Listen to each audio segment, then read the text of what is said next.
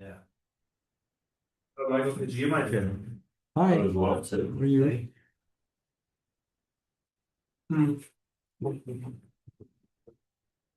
Last night.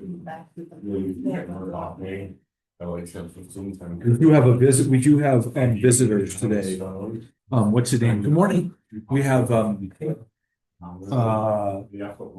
first gentleman will be here today. Are you doing anything? Oh, somebody. No. You're welcome inside. Dominance. I saw the thing in the check from Brandy, the. But, Oh, wait, boy. Sitting there. Okay. Oh, okay. So now Charlotte's gonna take care of the west. We move it in this corner. But That corner over there? Okay, cool. Good morning. They're just sitting there, we're like, man, life is, I'm like, so. Life is good. So terrible. They might want to be not. Good morning. I mean, but I thought that it was. You said you are the house. Crazy.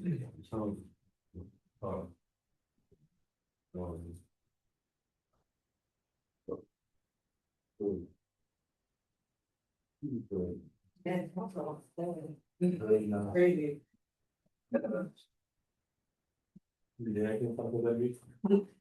You were going up to Boston this year, and it's high school you from that is what you don't think people send sections after this. You're gonna play hard ones. And back here, over 2 years.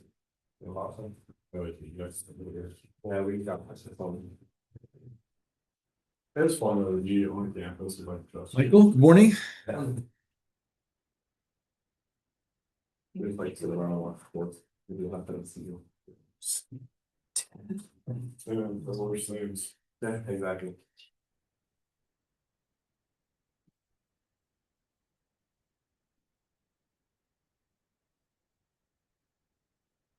All right, let's get started.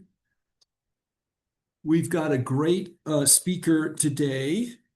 That's about the brain and maps. I've been fascinated by what the brain does when it looks at maps and images. And he came last year, and we invited him back. He's a great guy, Steve Karceski. So this morning we're gonna talk a little bit about maps in fiction, and I also want to talk a little bit about learning styles. And just remind me, have I talked to you? Have we talked about this? Did I ever show you this clip? You never showed us. I never showed it to Showed you. us the clip. All right, so I'm gonna show you the clip. And then have I done the simplicity exercise with you guys? I did show you this. Okay. I did have one other thought on this I'm going to share, so I won't do the exercise. Okay, so let's look at this. This is really fun.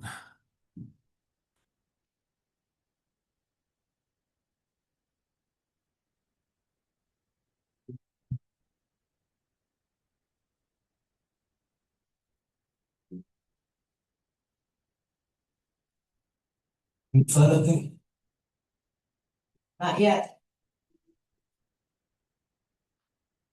Operator.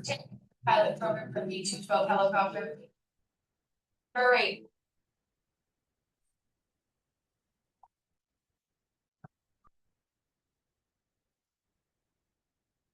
Let's go.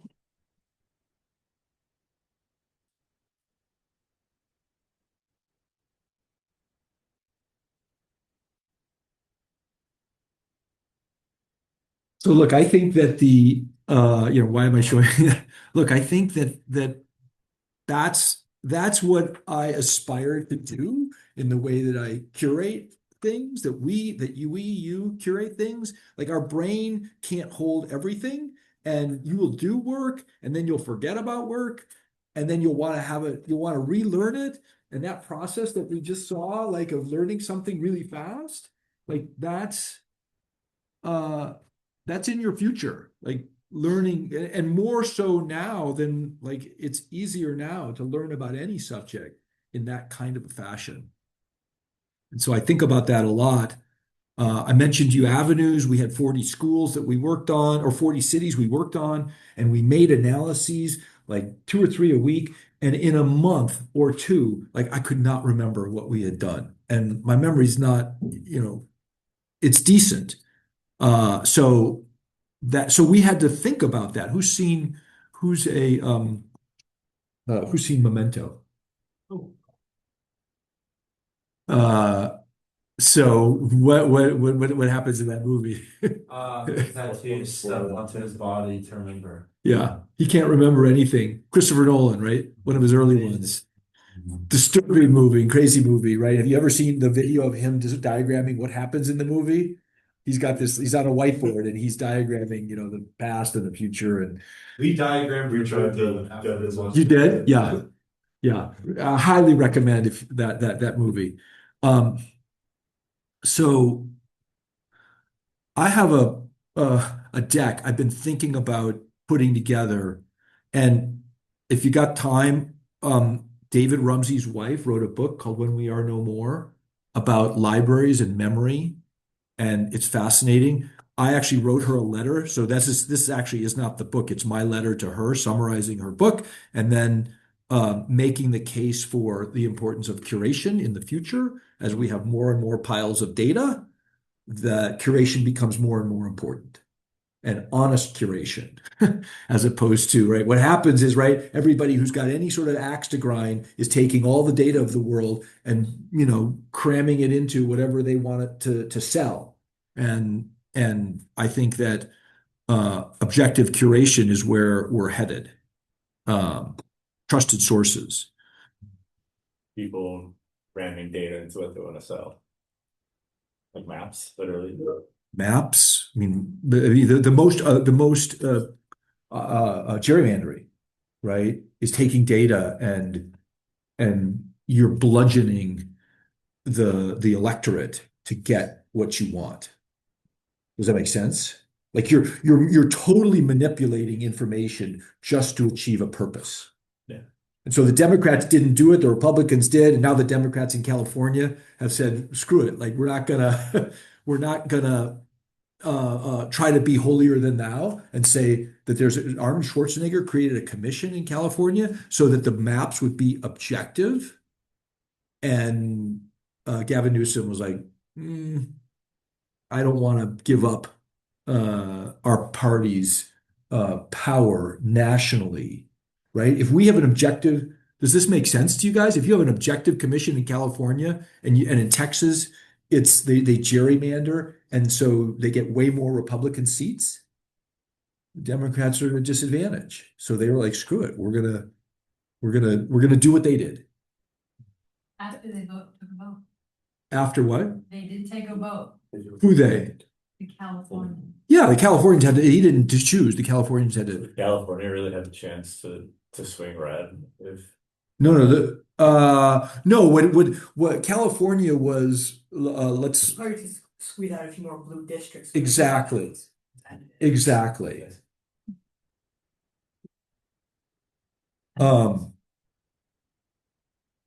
So that's one example.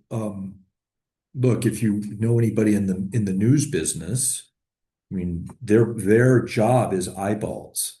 And so it used to be the news organizations would report the news, and I'll get there, and we would form the viewers would form their opinions. I don't think there's many people who will disagree with the statement that the news now tells you their opinion, and you have to ferret out what the facts are. If you watch nothing but CNN, I don't think this is too controversial. If you watch CNN for a month, you're going to lean Democrat, and if you watch Fox News for a month, you're going to lean Republican. They tell you what you want to hear. So, does that make sense in this? yeah, like info curation. Info curation, you're gonna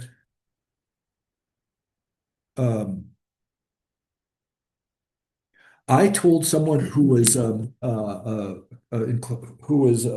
to me about climate change. It's like, I'd like to see the objective information about climate change. And now you might say, my wife might say, well, just look at the weather, right? It's changing, and so climate change is real, and it's man-made. To me, somebody who's familiar with statistics, one data point does not prove anything. Who are our stats majors in here? Anybody? Nobody. Okay, well, that's pretty. It's pretty. So, so like, so to present, to think objectively and consume a large amount of information, and then come back with a curated story that's objective. You're not going to get that from a lot of people. A lot of political people are going to try to curate the information to tell the story that they believe. And even my friend not you, but Diana and others who believe that climate change is real, not only that, and it's man-made, have a hard time telling the average person, here's the story. Like, look at all this data. And of course, I wish that what would happen is somebody would do that, and then they'd have a debate, right, on both sides, and they could debate the data rather than debating the conclusion. Oh, I think the debate would not. I'm up. Right. I've held on to my idealism for all these years, or my Pollyannish ways. Okay. As much as we all in the MAPS class are like visual learners, right? We appreciate visual. There are different kinds of learning out there. And there's a test in here that you could take. I did this in one class, but I don't think I want to do this here. It'll take up more time, but you can do it.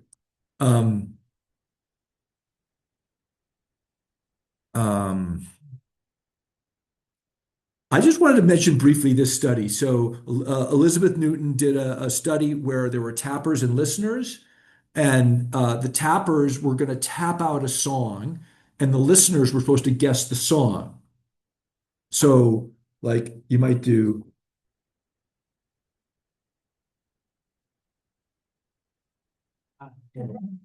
Now, There's a student here who made like $50,000 making that type of content on TikTok.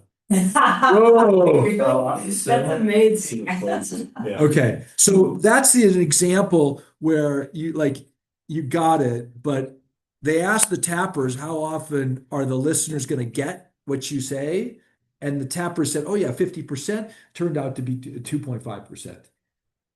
And that's the concept of the curse of knowledge. What was interesting to me was this year was to think about. So Matthew, here you are with your map and presenting your map, and I was thinking that map is a complicated document, and but you know it. And so while the curse of knowledge is, yes, you have to be careful of it, but it's also a blessing in some ways because you could digest that document. Others not. Exactly. And like even this document, business document, if I'm in this business, I probably can digest it and know about it. But if I'm outside of the business, right? So it's important, I would say, to know your audience when you're presenting anything, and just be aware that all your knowledge is both a curse and a blessing. Okay.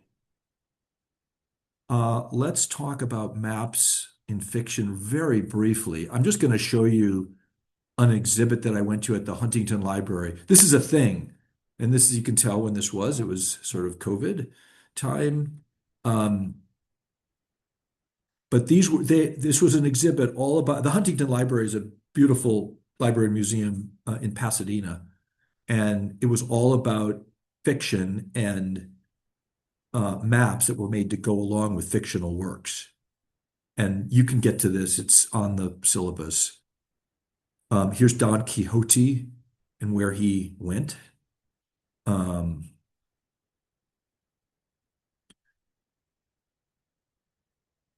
Trying to remember. That looks real. It does look real, and their point in some of these was interesting. It wasn't. I mean, I think they might have been making the point about like California is an island, that was a fiction, like a speculation, parts unknown. It does look real. Although, some of it, like the shape and these lines in Africa. Um, Apparently James Joyce did not want anyone to make a map of what happened that day in Dublin. Uh, but someone did. And I don't those yeah. I'm uninformed about James Joyce and what the date was. Could I ask what that is? Do you want to you've read it? Well, all I know is it's Ulysses and it's the wanderings of one man, Bloom, During one day. during one day. Two guys. One is James Joyce when he was little, and the other is James Joyce when he's old. Bloom is him when he's old. Okay. And yeah, but it's just like a really detailed modernist novel about like the events of one guy's life in like 124-hour period. And it's like how many pages is Ulysses? Like 500 probably. Super hard book to read. Like a painstaking, like, oh, I woke up at this minute, or is it like this, or? No, it's not that Okay. like it's not statistical Okay. or whatever. It's very sensory and like Okay. kind of almost like vulgar in its like detailed description of daily life. Like every time he goes to the bathroom, it's in the book, and every time it's kind of meaningful. But it's highly regarded, right? It's amazing. It's a brilliant. I'm reading. It's really hard to read. I actually don't know if it's amazing because I can't read it. It's too hard. But I'm reading the novel that comes before it, which is just a normal novel for some reason. It's like the childhood of one of the His novel before it yeah. that Joyce wrote. It's actually a surprisingly easy read. Yeah. There were games with maps on them. Nuremberg Chronicles from the 1400s. There's like one guy who made a bunch of those maps, like, I forget what his name is. I'm not exactly familiar. This is a fictional map of Los Angeles. So look, I'm not sure I'm going to go through the whole thing here. There was a map of that's Tom Sawyer Island from Disneyland. Like these are beautiful, wonderful ways to engage with. Now I think that's a real place. Didn't we go there, Eleanor? I didn't even- Yeah. So they're fun. Yeah, so these were, I don't know why I didn't take pictures of them, but I think these are the Joyce maps. There were a bunch of them. So let's take 5 or 10 minutes and you guys can all look up a map of a fictional work and put it into our playground. Our second exercise we're going to do this morning is speculation. So I want to go into that realm of people who are taking data and massaging it for their particular interest. But that's a different kind of fiction. That's speculation. Do you want that to be a modern map that's an example of speculation, or any time period? I think any time period on speculation, sure, why not?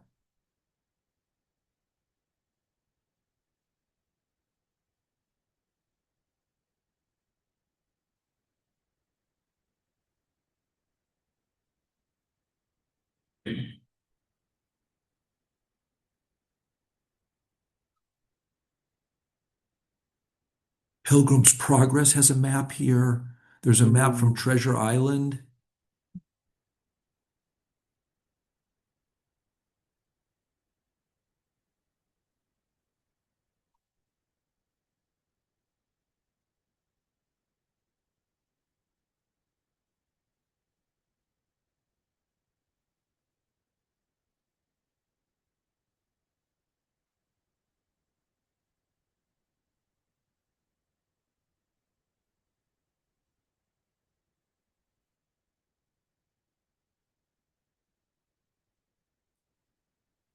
You should be able to do it with your phone. Yeah, I'm just thinking about it. Okay. Yeah.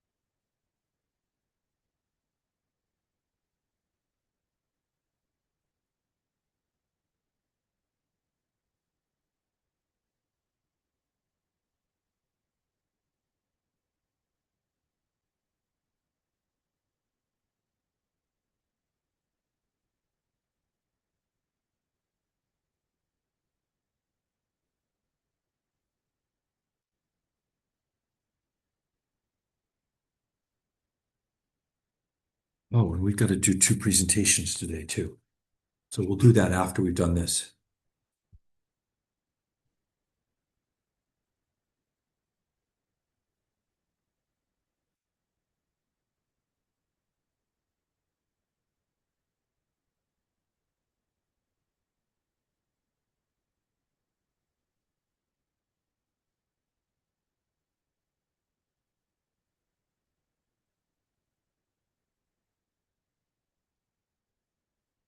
You're prepared to present today?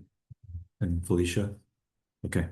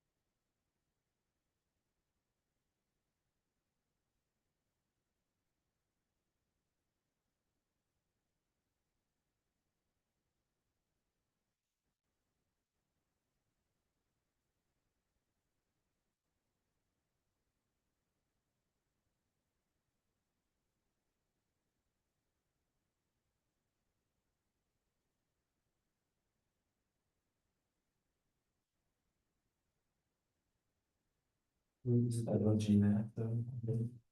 It's not O's rules. It's like season 6. What was the 2018? Oh, so we put the seasons on that. Yeah, that's season 7. What was the the season 7? That's season 7, yeah. The real ones played in the 20. No, the old ones like. You have to get a computer and you kind of watch computer. And then drop their mom's like computer.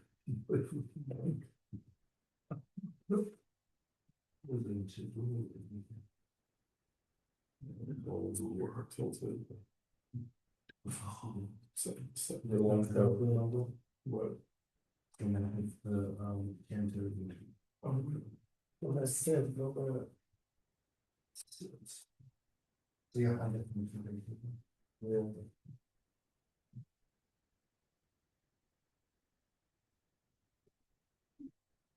This way.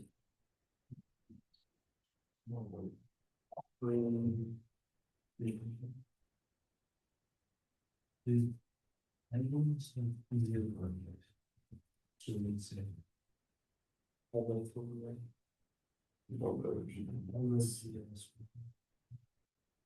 Yep. You still have it? No way.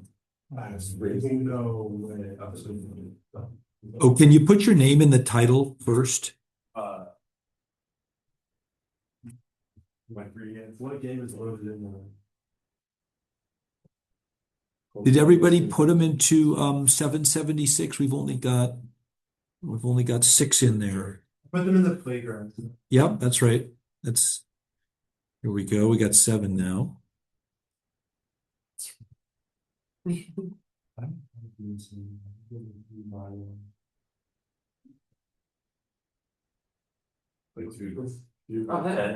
like on their phone. Did somebody pick the same map? Just the particular map. This one. So He's done.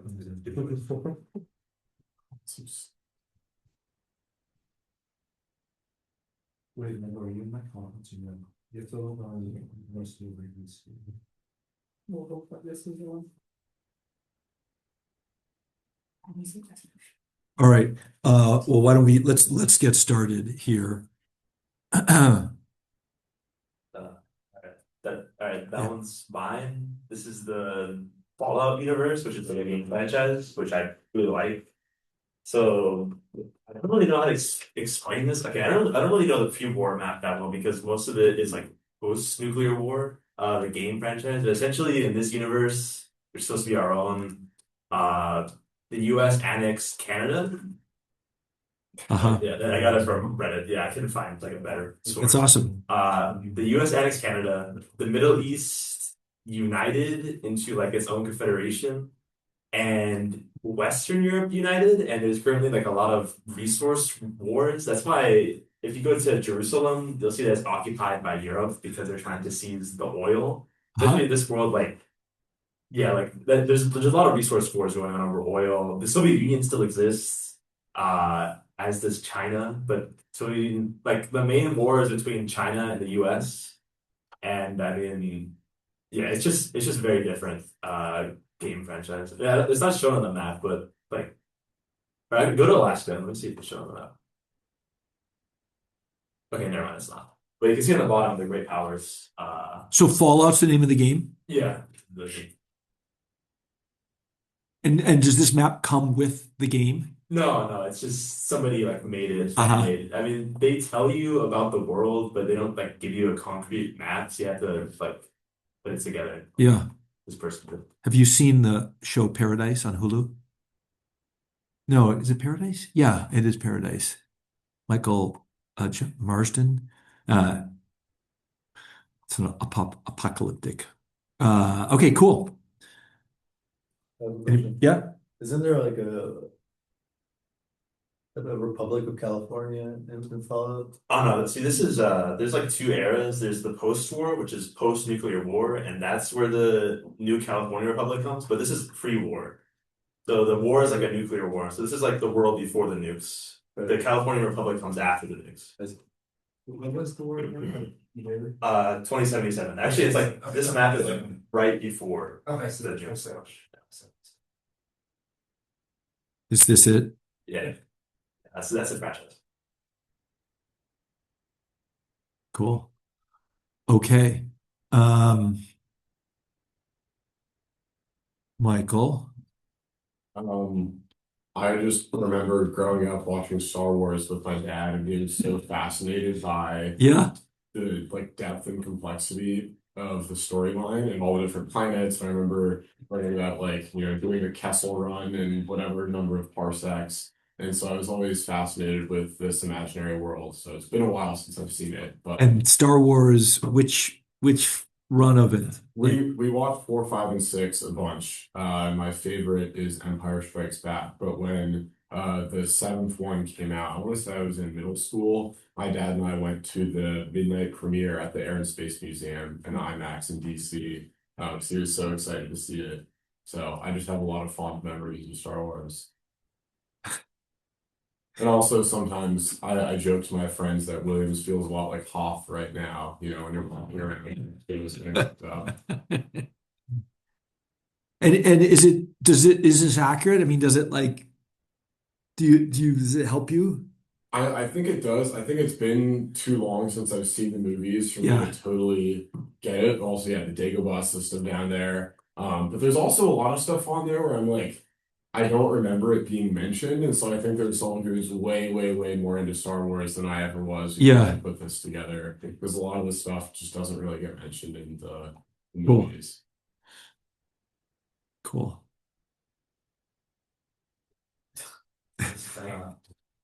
This was the Fortnite map from season 7 in 2019. Uh-huh. Spent a lot of time playing Fortnite back then, so I'm sure it looks pretty familiar to a lot of people, but like this is the first like video game map that I felt like I knew very well. Yeah.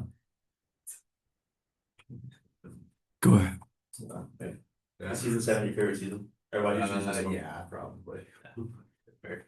And I mean, this is the overview, right? But it's like incredibly detailed, right? You Yeah. play in the game, right? Yeah, I can go anywhere. Yeah.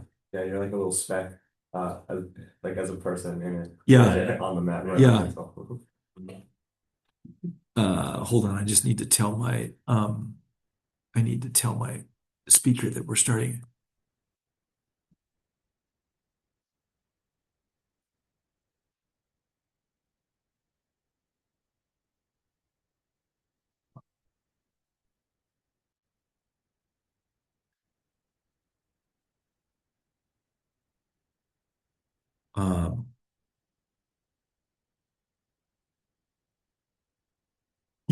I've never met anyone who works at one of the game companies, but they, I mean, employ massive numbers of people who are They're updating it like every month or all the that's time. nice. Yeah. And if you're interested, NACIS, the North American Cartographic Information Society, like the people who make maps, whether they're real or fictional, like that's where they gather. There's 10,000 members of that. It's not the GIS people, right? These are designers. Wait, sorry, what- NACIS, NACIS. Here, let's go look at that for a second.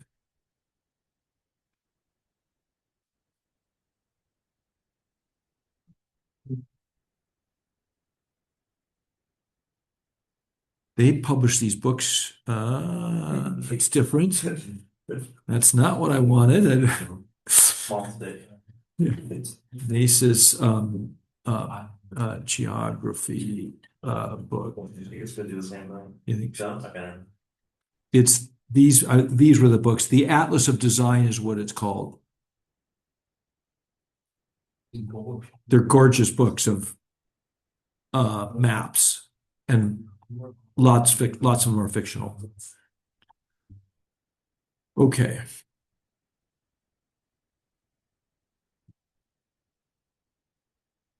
Whose was this? This looks like Game of Thrones, kind of. Oh, that's me. Yes, so I was going to choose Game of Thrones, but I knew someone else would. And I was right. And what is this? So this is a map from a book series called An Ember in the Ashes Uh-huh. that I read in middle school. It was very amazing book series. Yeah. The first three books were already out when I started reading them. Yeah. The fourth book wasn't out yet. So I was like, holy crap. And that was the last book. And I was like, wait, when's it gonna come out? And like right when I finished the third one, there was like a month left. So then my mom got me the book like right when it came out and I read it. And I was like thrilled. So Was the map ever out when the book was yeah, out? the map is in the beginning of the Yeah, book. yeah. Like when you open the book, and I would look at it like all the time. The When I map. was reading, Yeah. when I was reading the book, because it's like, I'm interested in maps. I like seeing where things go. Right. So the Sarah is like where the book starts, like right in the middle. Yeah. Yeah, that like big city in the middle Uh-huh. is like where the book starts, and it's kind of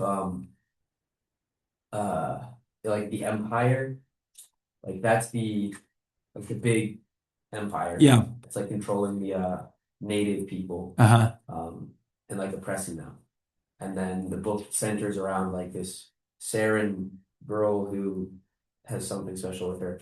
And then like this like empire defector. And Blackcliff is like West Point, pretty much. Like right next to Sarah in the middle. Yeah. That's like the West Point. Uh-huh. And like the whole series centers around those two, like kind of trying to overthrow the evil empire. Cool. There's like a little bit of magic, and it's a really well written book series. Not a movie. Not yet, at least. But no, it's just 4 books. And so they're all called like really interesting things. So it's An Ember in the Ashes, A Torch Against the Night, Yeah. A Reaper at the Gates, and Silence. Silence. All right. Thank you. This is my map. This is a map of the Kanto region in Pokemon. It's probably my favorite region. I'm kind of a huge Pokemon nerd actually. And if you zoom in, it's all the locations of the game and kind of what Pokemon you can find in each area. So. And is this out with the game?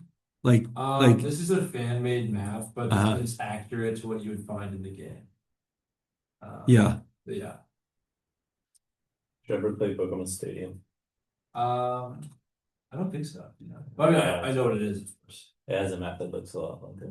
Wait, actually, I had something for my GameCube. Did they have Pokemon Stadium? Wow. Maybe, I don't know. I had Pokemon like XD or something. Okay, Game of Thrones. Who did this? I did on my brother edited that. That's the GameCube.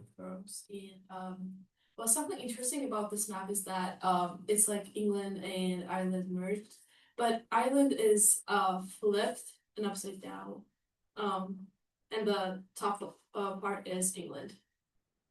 So it's actually like, yeah, Is there really, it's really geographically somewhat accurate in that sense? Yeah, but it's not like Huh. exactly the same. Yeah. It'll something sort of still changed. But in some ways it's kind of accurate. Yeah. Yes. This is Who- the yeah. I think Is there a reason like it's all black? Or that most part is just all black? yeah, it's the It's Scotland and stars. North. It's the what? It's some kingdom. I don't know. It's the north. Yeah, the north. Kingdom of the North. Yeah. So they're united. Might- all of them. Yeah. It's Yeah, I This- think like that yellow letter you probably said. This is one. What part? Well, White Harbor, I think, is highlighting the yellow dictionary. Who was the guy where the red wedding happened in the bridge that controlled? Well, I would be careful not to spoil too much, but yeah, that happened. The twins. Yeah, Yeah. How many people have not watched any Game of Thrones? Okay. Okay. you should. And of the people who watched it, how many people have watched it the whole series more than once? I would. Okay. And we think this is a fan map, not an official map. this is I found it on Reddit, but Yeah. it's pretty accurate. But I find that interesting, like of these maps that we've looked at, how many are made by the franchise? Like this is the franchise made this, right? This one we don't think that the franchise made. And you don't think this one was. Okay. Yeah. So this is definitely kind of go on this diet. I found several versions the handball that this island, the kind of island. This one is having some more details. And Does it resonate with you, having read the book? Yeah, cool. Fairly simple. Count of Monte Cristo. Holy smokes. Let's skip this one. Okay, is there a different? Okay, all right. It's cool. It's cool. Just to say. Which one do you want me to go get? What fictional? Oh, actually, I'm just gonna keep going. Let's just keep going. Okay.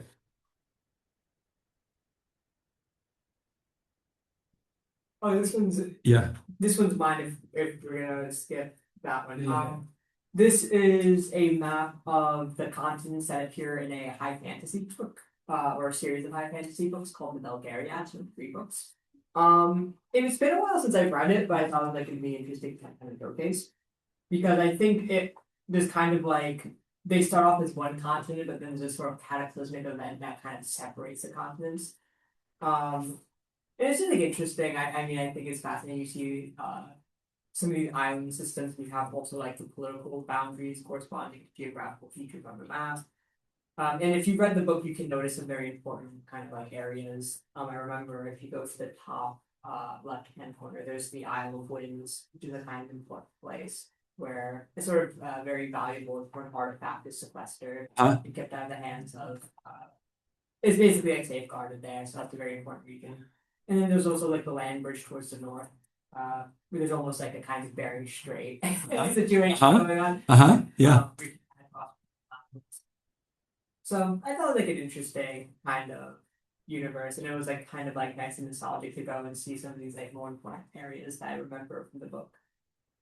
You know what's interesting? I keep thinking about what you said yesterday regarding Florida, and your question about like what is accidental and what's on purpose. Isn't that the way you phrased? Was that the way you phrased it? Yeah.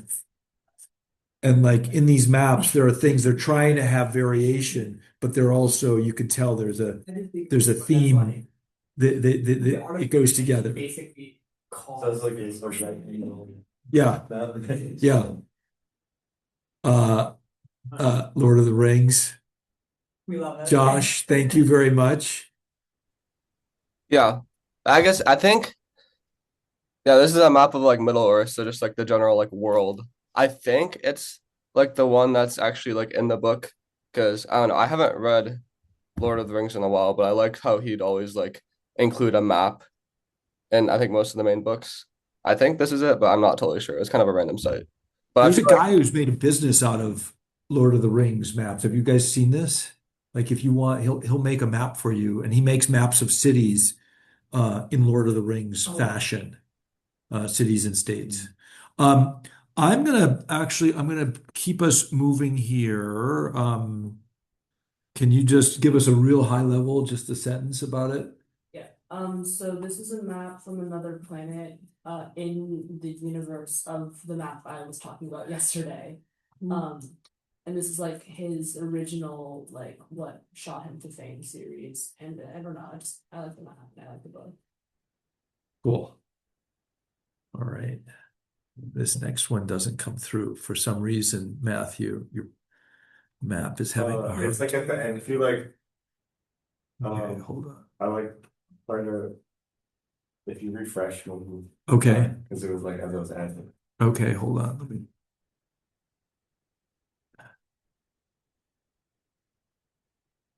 It should be at the end. There we go. The last one, Or it's all the way to the right. this guy. Yeah. Okay. So for those of you who know Harry Potter, like in the third book, they will introduce like a map where you could see where everyone is in Hogwarts. So I just thought it's pretty cool to see like this is fan made, not Yeah. but the actual map itself is shown in the movie and talked about a lot in the book because it's important for the plot for Harry at some point to know what people are. So yeah. Cool. Okay. State of Alberta.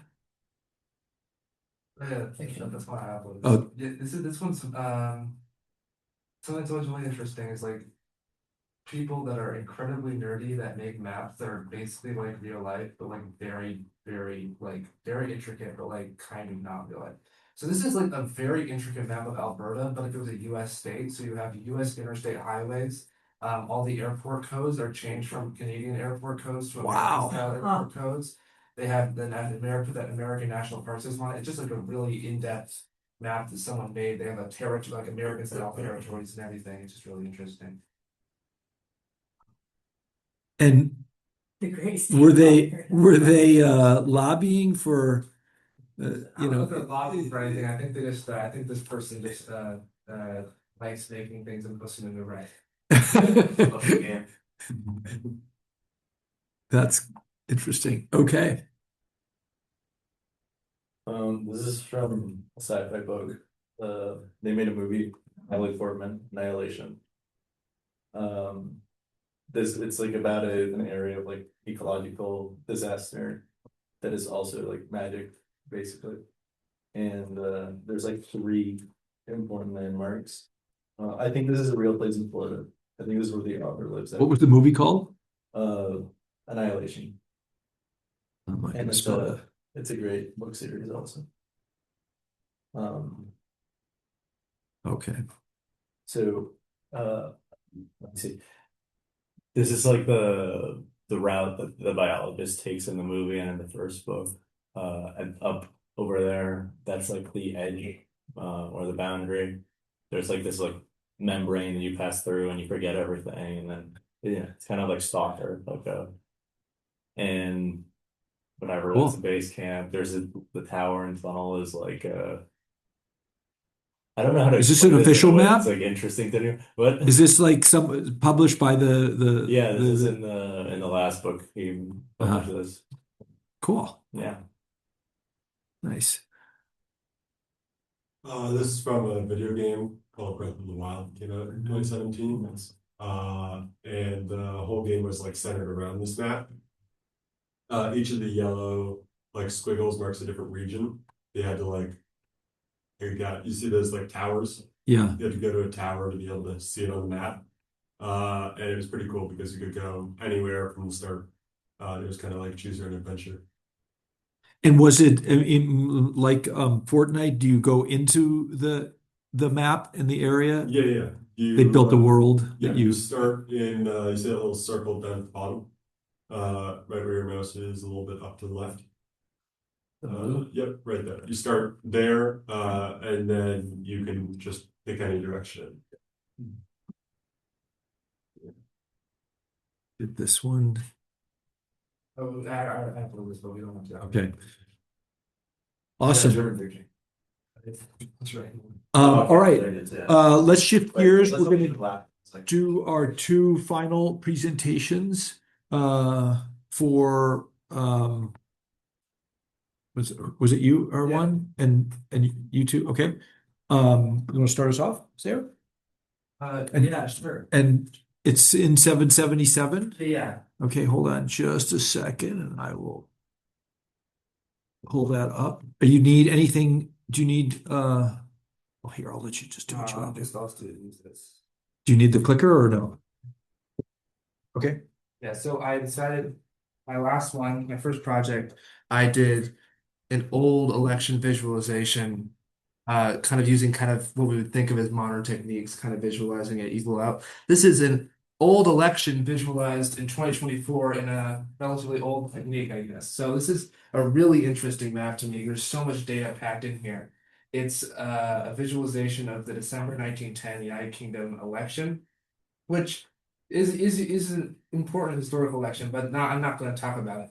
This is just a really interesting map, and you can see a lot about not just how difficult it is to visualize elections in maps, but also the way in which that's evolved over time. So I'm just going to see how this works.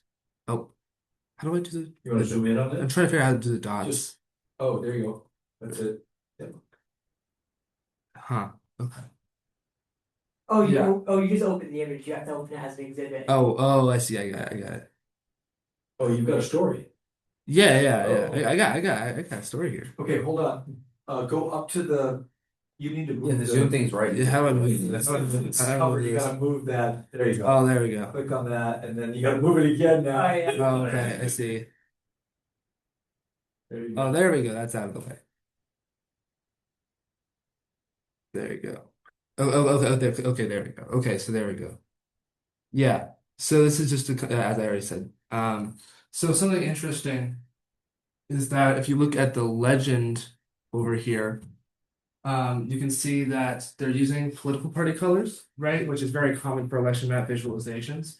But something that's very interesting is that at this point in British history, the political party colors were not as entrenched as they are today. Like, they did not have the two-party system between Labour and the Conservatives yet.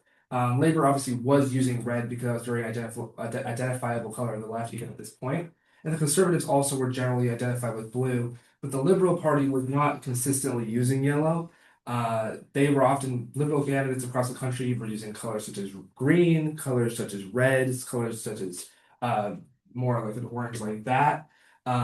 But this is a very interesting because what the map maker doing, because this map was made in 2024, is putting on like the modern political color scheme of British political parties. For instance, the Liberal Democrats, which still exist and are the successor of that party, do use that exact hue of yellow.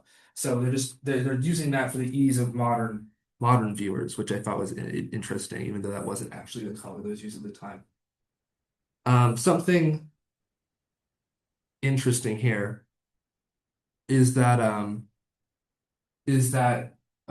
you can see that these things. What are these things? Why are there little dots and why are there two dots? Because prior to even at this point in British history, even in 1910, there were many constituencies that didn't just elect one member of parliament, but instead elected two members of parliament, where each voter could vote for two people.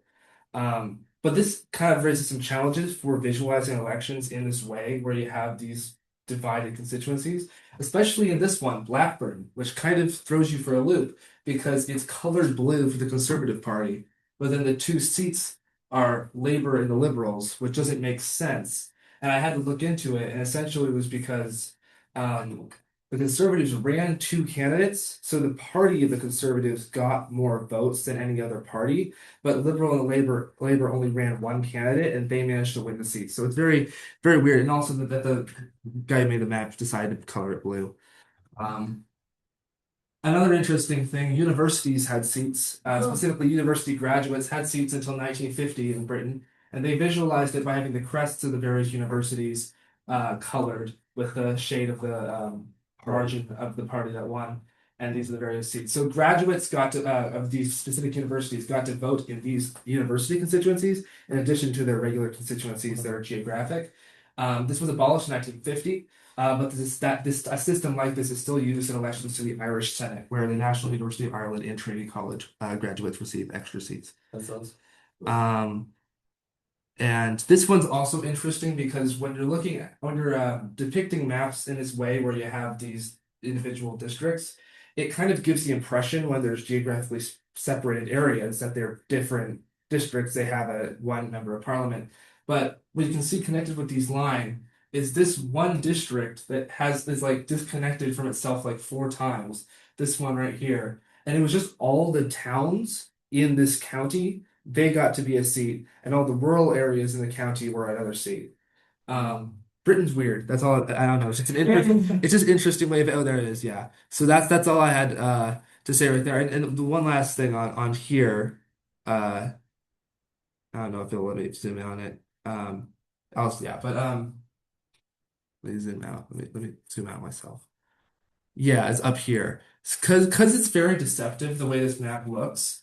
I think the map maker tried to make up for that by having this, which is a kind of a chart of the resulting House of Commons. So you have the government side here, showing the Liberal Party supported by the Irish Parliamentary Party, the Conservatives, and Labour. And right here you have a pie chart where the inner pie is the number of seats won by each party, and the outer ring is the percentage of the vote. So that's just an interesting thing there. And also the seats are shaded by margin of victory. Thank you.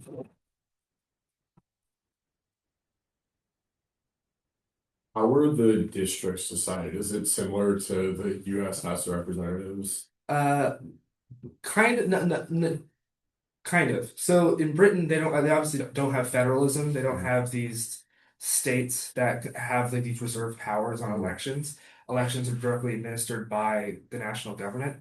So the way this was done is that Parliament would just pass a law changing their own constituencies, usually like once every 20 to 25 years. That eventually got lowered down over time to maybe 15, 10, and now it's like around every 10 or 11 years they do a periodic review. Now it's suggested by an independent royal commission, I believe, but back then it was just like they passed a law. Yeah. I noticed in the legend there was Irish independent nationalists. Is that like like people who wanted independent Ireland? So the nationalists, yeah, the independent just says that they weren't necessarily a part of any organized political party. But they were like in Ireland right here, you have an independent nationalist and you have an independent conservative. And independent conservatives elected up here in Ulster, I believe, and the independent nationalist, I think, is somewhere here. But does nationalists mean they want independence? Yes, yeah. So this was the last election before World War One. And in the election, so they didn't have elections during World War One. So the next election will be 1918, 8 years later. And in that election, the entire island of Ireland, besides some seats in Ulster, were swept by Sinn Féin. And then all the members elected for Sinn Féin then decided we're not going to go take our seats in the British Parliament. We're going to go make our own parliament, and that started the Irish Revolution.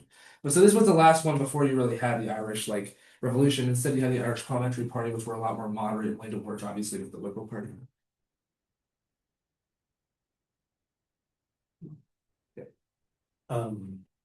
Were the university votes kind of, significant, or were they more of just like a symbolic thing, like our meritocrats get to vote twice? Well, it often wasn't significant because the British Parliament was very big, like 670. Now it's 650, so it's still pretty big. So I mean, what are these like? What's that like?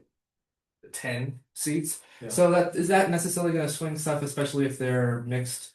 Not necessarily, but in an election like this, where it ended up being a relatively close margin, it ended up swinging it. It did swing the overall election result, but the Liberal Party only gained two more seats than the Conservatives. And I get to see the Conservatives swept the entirety of the university constituencies, as was common for the time. So Labor would never. Fun fact: the Labor Party would never ever win a seat in a university constituency for as long as they existed. Yeah, which is interesting. Did the British county system have any effect on elections or anything like that? Yeah, they did. So this is not necessarily a thing now, but it was kind of in the process of being transitioned out, which is why these borders look so weird. As like with this one in Berkshire in Wales, what they had there was called county constituencies, which represented the entirety of the county, which evolved from historically where they would just like each county would have two members of parliament, like even Yorkshire, the entirety. So a lot of counties existed as a constituency, but then they also had been introducing what are called borough constituencies, which represent like the individual areas. So there basically are no county constituencies left in the United Kingdom, and they're all borough constituencies. But this was at the time where they coexisted, which is why the election looks so weird. Which is why it's really weird to visualize. I mean, it looks cool to visualize the election this way, but it kind of is really hard at actually telling you anything because of how wonky and different all the districts looked at. Like for instance, if you looked at just England here, like would you necessarily think that the Liberal Party won 100 more seats in England than the Conservatives? Probably not, because of the fact that that's like all the Liberal seats are really concentrated up here. But yeah, it's just it's an interest. Yeah, they were using the county system. Yeah. Could you relate this like any way to the Brexit votes, like how that turned out? No. Okay. Well, I mean, at the very least, this was way before this was predates any sort of political issue that would kind of today Brexit. Although there is one thing I would note, which is since this predates like the existence of kind of the Labour Party in modern British politics, you see some areas like Liverpool be strong strongholds for the Conservative Party. That is not typically how you see it now. Going into the 30s and 40s, they became strong strongholds for the Labour Party. Northern England is known for being Red Wall. like the Red Wall, this very strong working class area, but they go strong conservative here over the Liberals, although you do see Labour existing like as like a new party in like Manchester area. But yeah, that's all I could say connected to Brexit, because there's not really anything you could really. Brexit's like 110 years from this point. It seems like in 1910 a lot was different, right? So maybe like our common sense associations with like different kinds of environments, like urban and rural environments, won't line up necessarily with like the political affiliations. Is there any way that you could like look at this map and like kind of like line up maybe certain like variables that would maybe be predictors for like political alignment, or is that very difficult? I think that's true. I mean, I think obviously you could look at Ireland. That's pretty clear, Yeah. right? You have the split between Northern what would end up becoming Northern Ireland. Even you have some of these parts of Ulster that are going very strong to the Irish Parliamentary Party, and he's ended up becoming part of the Republic of Ireland and not part of Northern Ireland. In the UK, it's a little different. You obviously see some somewhat of a split in Scotland, but it's not really that type of split you see nowadays. I think the only thing that you really see is just how Wales hates the Conservative Party, and it's kind of existed for the last 115 years, and strong Conservative support down in southern England. Besides that, not really. And I guess also maybe Labour actually doing well in Wales and Manchester. That's also been always the case. But yeah, that's that. Who made the map? Someone on Wikipedia made this, uploaded to Wikimedia Commons in 2024, and it is the official map. Well, not the official map, but the map that is pictured on the Wikipedia page for the election. This person do other maps? Like Yeah, or other elections? yeah. There's quite a community of people who make maps for Wikipedia articles of elections, and this person seems to have made quite a bit. Although this is one of the only ones from this period of history that this person had made. They typically make a lot more modern. A lot of the elections they seem to have done are like 1960s, 1950s, 1970s. So this is different for this person. But yeah. Great. Thank you very much. Graduate graduate students keeping Wikipedia alive with their obsessions. Hold on just a second. I just want to check and see what's going on.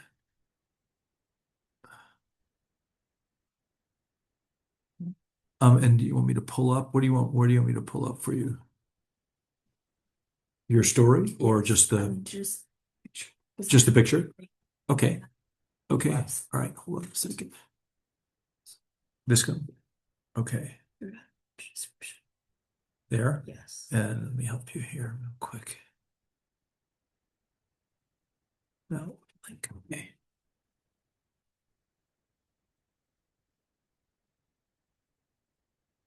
Thanks to have spring snowing, I just pulled up a snow cover map from NASA. So the data is gathered by NASA satellite, and it has a dynamic version since 2000 until 2025, like how the snow cover changes during different months.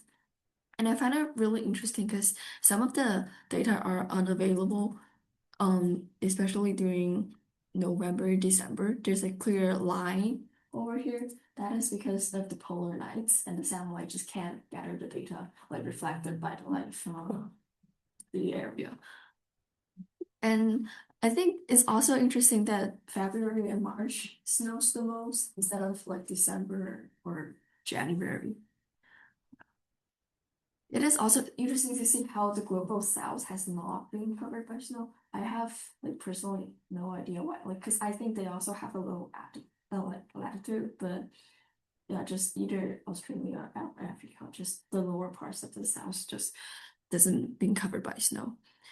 And also, since it's a dynamic from 2000 to 2025, like I found that like the snow coverage doesn't decline over the years because people are saying like climate change and stuff, but this is not reflected by the snow cover. Like there's quite decent amount of snow, like equally in 25 years ago and now. Yeah. And I think it's just interesting to see how the maps are being dynamic because you can see how things are changing, how different things are being located. Yeah. Is this snow in Shanghai? A little bit, but it's usually rain or snow, so I don't think it is reported because snow cover is usually like you have to be covered for some days to be calculated. What parts of the year is this? Oh, it has. Oh, sorry. Oh, it's Yes, September. Just every month it's being shown. I have a friend who goes to school in Kunshan and it just snowed there for the first time in like, I don't know how long.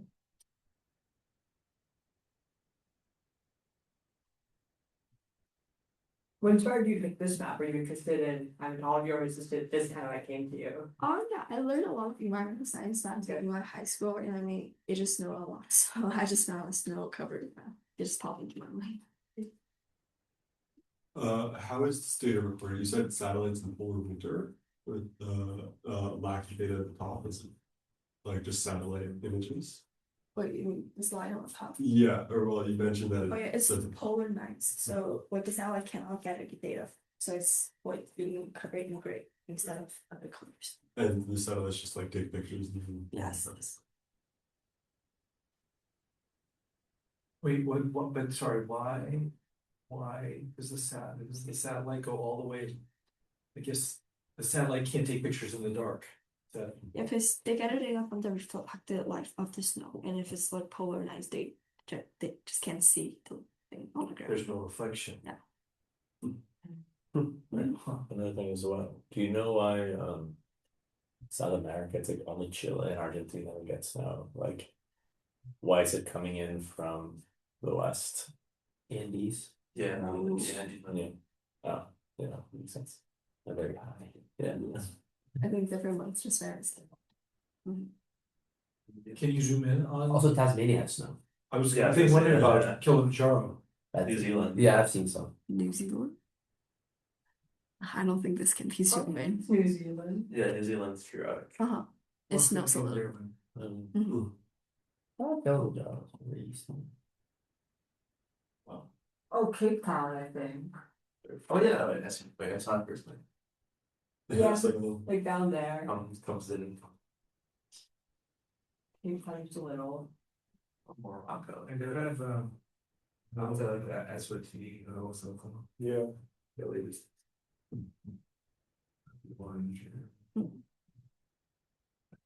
Okay. Okay, thank you. right, we've got 7 minutes. Why?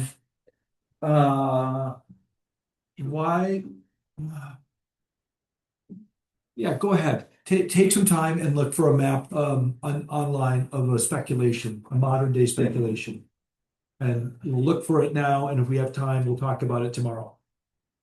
Like for example. Of modern, well, I tend to think about modern day speculation.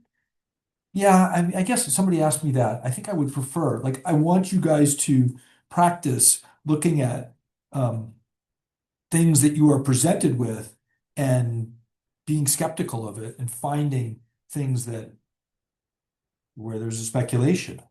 Like the questions that we just had about the snow cover, this appears to be this feels like trustworthy data. I'd want to ask more to really understand if it is but there's others that are sort of blatantly speculative. And I think finding those will that's what I'm asking.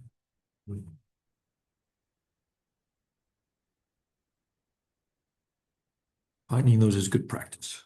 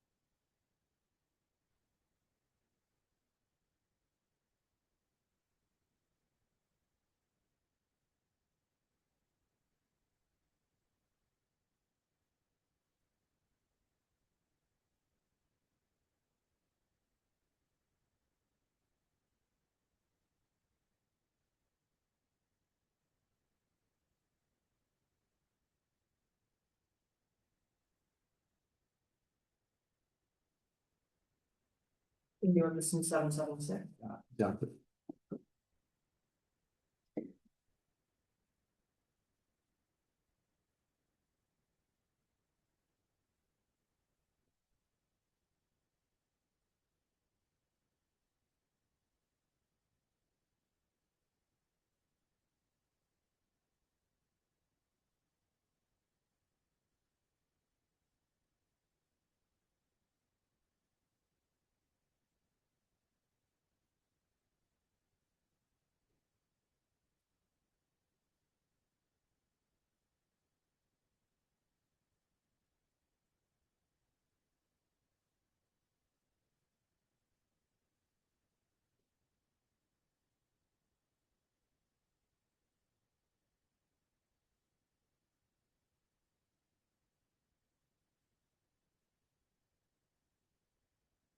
Do you want to ask about the dining room last one? Yeah. Looks like he's making himself a lot. This is like a bunch of really old and RPG direction on the walls. So if you could start on French today. And you put a link to that guy in your in your thing you posted. Yeah. Wow. I wonder if he's making a living doing now. Probably not. I know he's probably like a graduate from Holly's High student or something. These guys like, yeah. Novice contributor to English Wikipedia. Nearly escaped that one way. Possibly responsible for the Grange 2020 Pennsylvania presidential election. Yeah.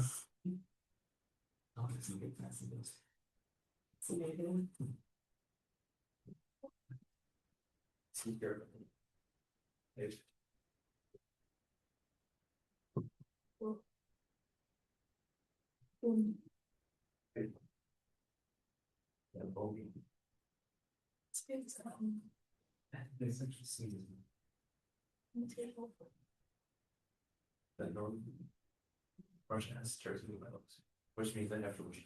That's weird. Why is this speculation? Because we probably don't have very good information of like the precise nature of things on the ground, right? I mean, I imagine that we're either relying on reporting of the government and if we are relying on that reporting, the media sources are probably trying to verify best with social media posts and so on. And so I think in that sense, it's like, well, we're trying to verify the things the government's like TikTok posts. Which like that's not necessarily a problem, but like I think it's something that like we should be more aware of that in these war situations, it's like access to information is probably not amazing. My first is just ocean.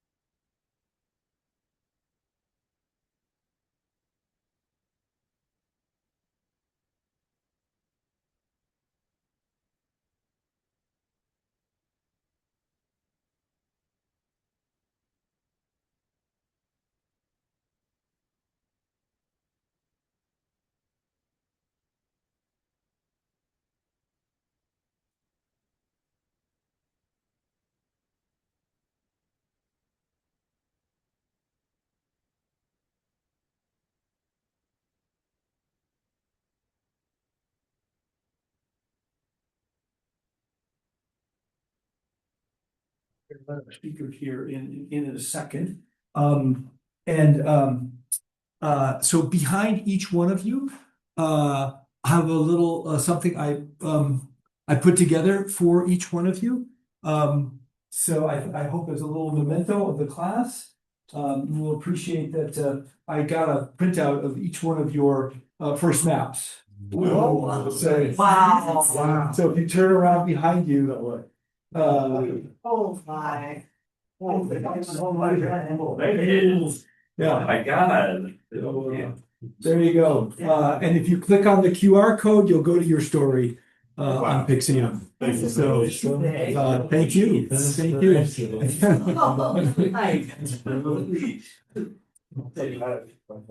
I know. Thank you.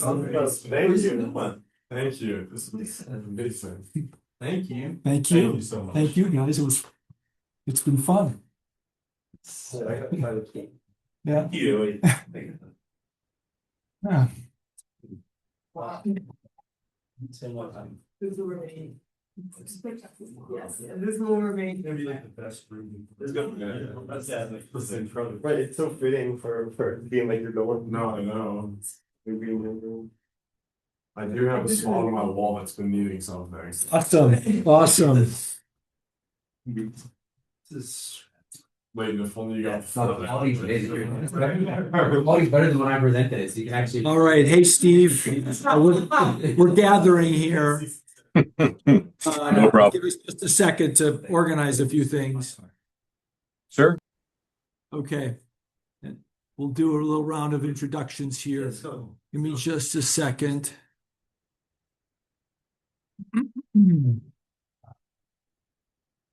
Yeah, there it is. There he is. All right.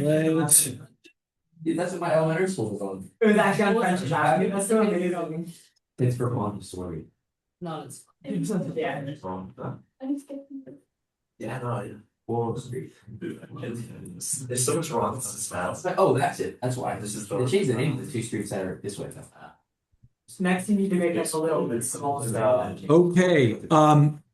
Let's get started here. Steve Karceski has just joined us. Steve, welcome. Welcome. Give me a second here. I'm going to make a couple introductions. We've got some people in the audio, in the online who are joining. Gordon McPherson, do you want to quickly introduce yourself? Good morning, everybody. Greetings from California, the other coast. I'm a old classmate of Tom's from Stanford from years ago and admire him greatly. You're in good hands. He's a good man. So I've been enjoying listening in on these lectures and looking forward to this morning's. Thanks, Gordon. Okay, I am going to ask the others who have joined if you would turn on your camera for just a second and just say hello. Dave Dewey. Hello, Dave Dewey, class of 82 here in Williamstown and in the Fans of Tom Paper Club. Oh, stop. Stop. All right. Holly, I can kind of see you. Holly Edwards, art department at Williams. I'm totally fascinated by maps from an art historical perspective. I'm looking forward to this. Thank you. Great. Thanks for joining. Margaret, you're muted. Margaret Oxtoby. I'm public health physician and William's spouse. Yay. Okay. Yordi? Hello, I'm here. Hi, can you just turn on your camera, introduce yourself for just a second? Yeah, no worries. Hello. My name is Jordy. I know Steve, and that's how I got here. Awesome.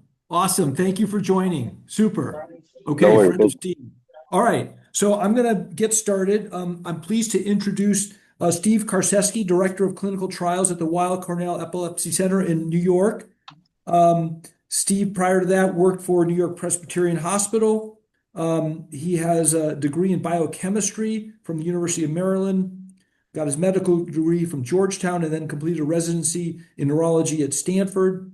Steve is also married to my wife's good friend, Jackie Smith.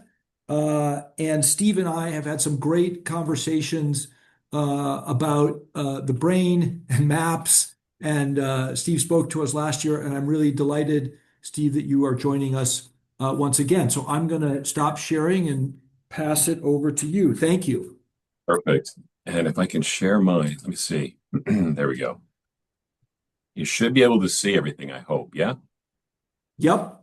All right, let me go back to the beginning because I came up at the first or the middle of the talk. I added a couple of things in as I was thinking about this more. And so hopefully this will make sense. Let me switch to, there we go. Is that a little better? Yes. All right. So we'll dive right in because there's a lot to discuss. And this is going to be a little different. I think a departure maybe from what you guys have been learning. And I want to share with you guys some ideas, concepts about basically sort of how the brain can be mapped. So that's part of the discussion. And I'll explain my logic in terms of how the brain might work, but also how our brain works to decipher and envision maps and how we put all of this together. Now, these are incredibly complex functions, as you guys are going to immediately see.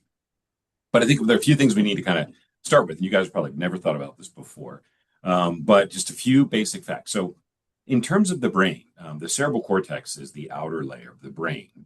Now, our brain in humans is about almost 2 square meters of cerebral cortex. So it would be basically the size of the desk that I'm sitting at right now.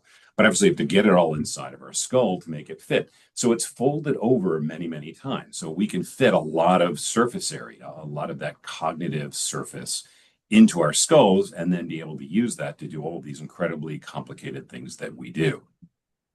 And what's really interesting, if you look through evolution, is that the thickness of the cortex itself actually hasn't changed that much.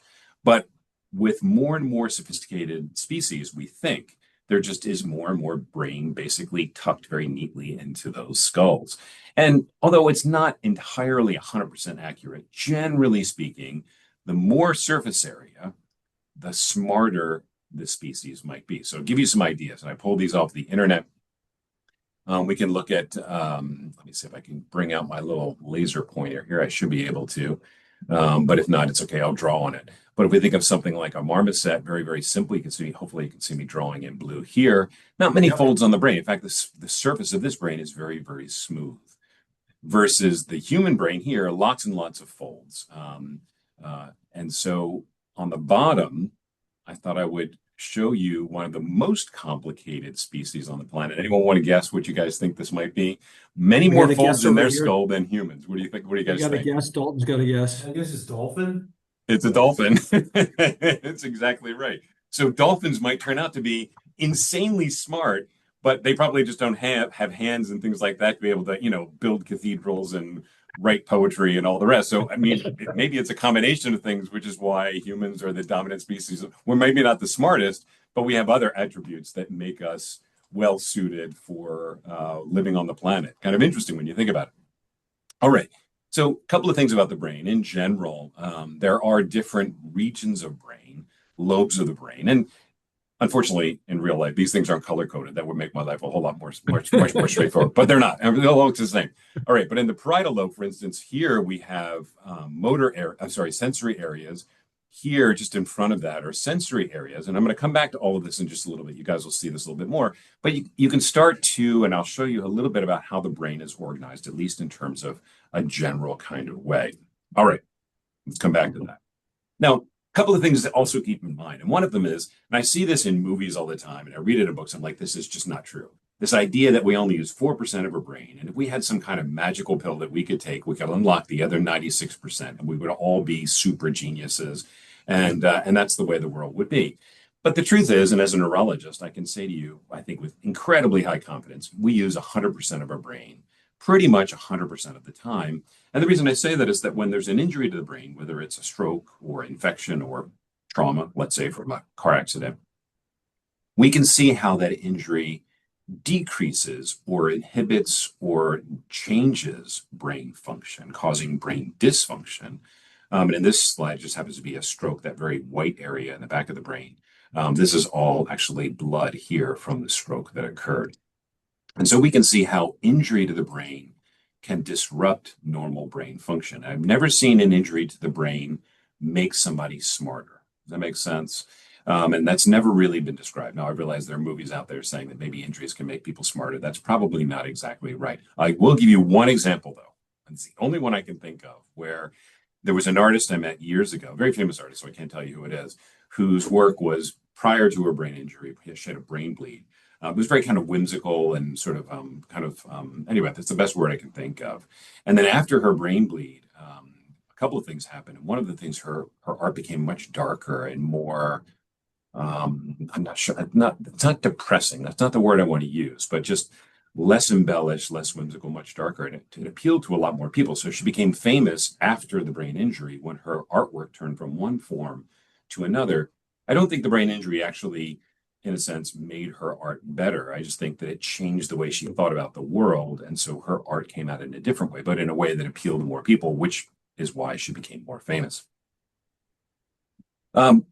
Thinking about it again, lots of different things we can discuss, and I don't want to go into this in too much detail, but it's important to understand that there are, for instance, areas of the brain that are going to interpret our world. This is where vision is interpreted. Now, by the way, our eyes, which is what I'm drawing here, are in the front of the brain looking this way. So it's interesting, there are all of these connections that goes from our eyes back to the back part of our brain, which is the part of our brain that actually interprets the world around us. And the way that our brain is made, everything is crossed over. So the right side of the brain controls the left side of the body and vice versa. And in vision, not only is it crossed over, but everything's upside down. So your brain actually interprets the world upside down and backwards. But we make sense of it because, of course, we just grow up in this environment where that's just what we know. So we just understand it the way that it is. But that's actually how your brain interprets visual information. All right. So how does the brain really work? Well, if we're using 100% of the brain 100% of the time, I don't think we're using 100%, meaning every single brain cell is not necessarily working at exactly the same moment. It's more like, in my way of thinking, like an orchestra, where there are lots of different musicians, And what's happening is not every musician is necessarily playing at exactly the same time. So the guys that aren't playing, what are they doing? Well, they're doing something very active and incredibly important. They're listening to everyone else to know when they should come in. So that's, I think, how the brain works. In fact, if the whole brain was working simultaneously and every brain cell was firing simultaneously, I think it'd be so chaotic, we wouldn't be able to make sense of the world around us. So it has to be organized in this very specific way. But let's think about this in terms of complexity. So like an orchestra, chamber orchestras have like 50 musicians. A big philharmonic orchestra might have 100 members, 100 musicians. Now the brain is estimated to have 100 billion musicians or neurons. So it's on a scale that we just can't even possibly imagine. It's a billion times more complicated than the biggest orchestra you guys might ever go and see in Boston or New York or wherever it might be. All right, so that's the scale that we're really dealing with. So when it comes to mapping these things out, as you might imagine, incredibly challenging to do.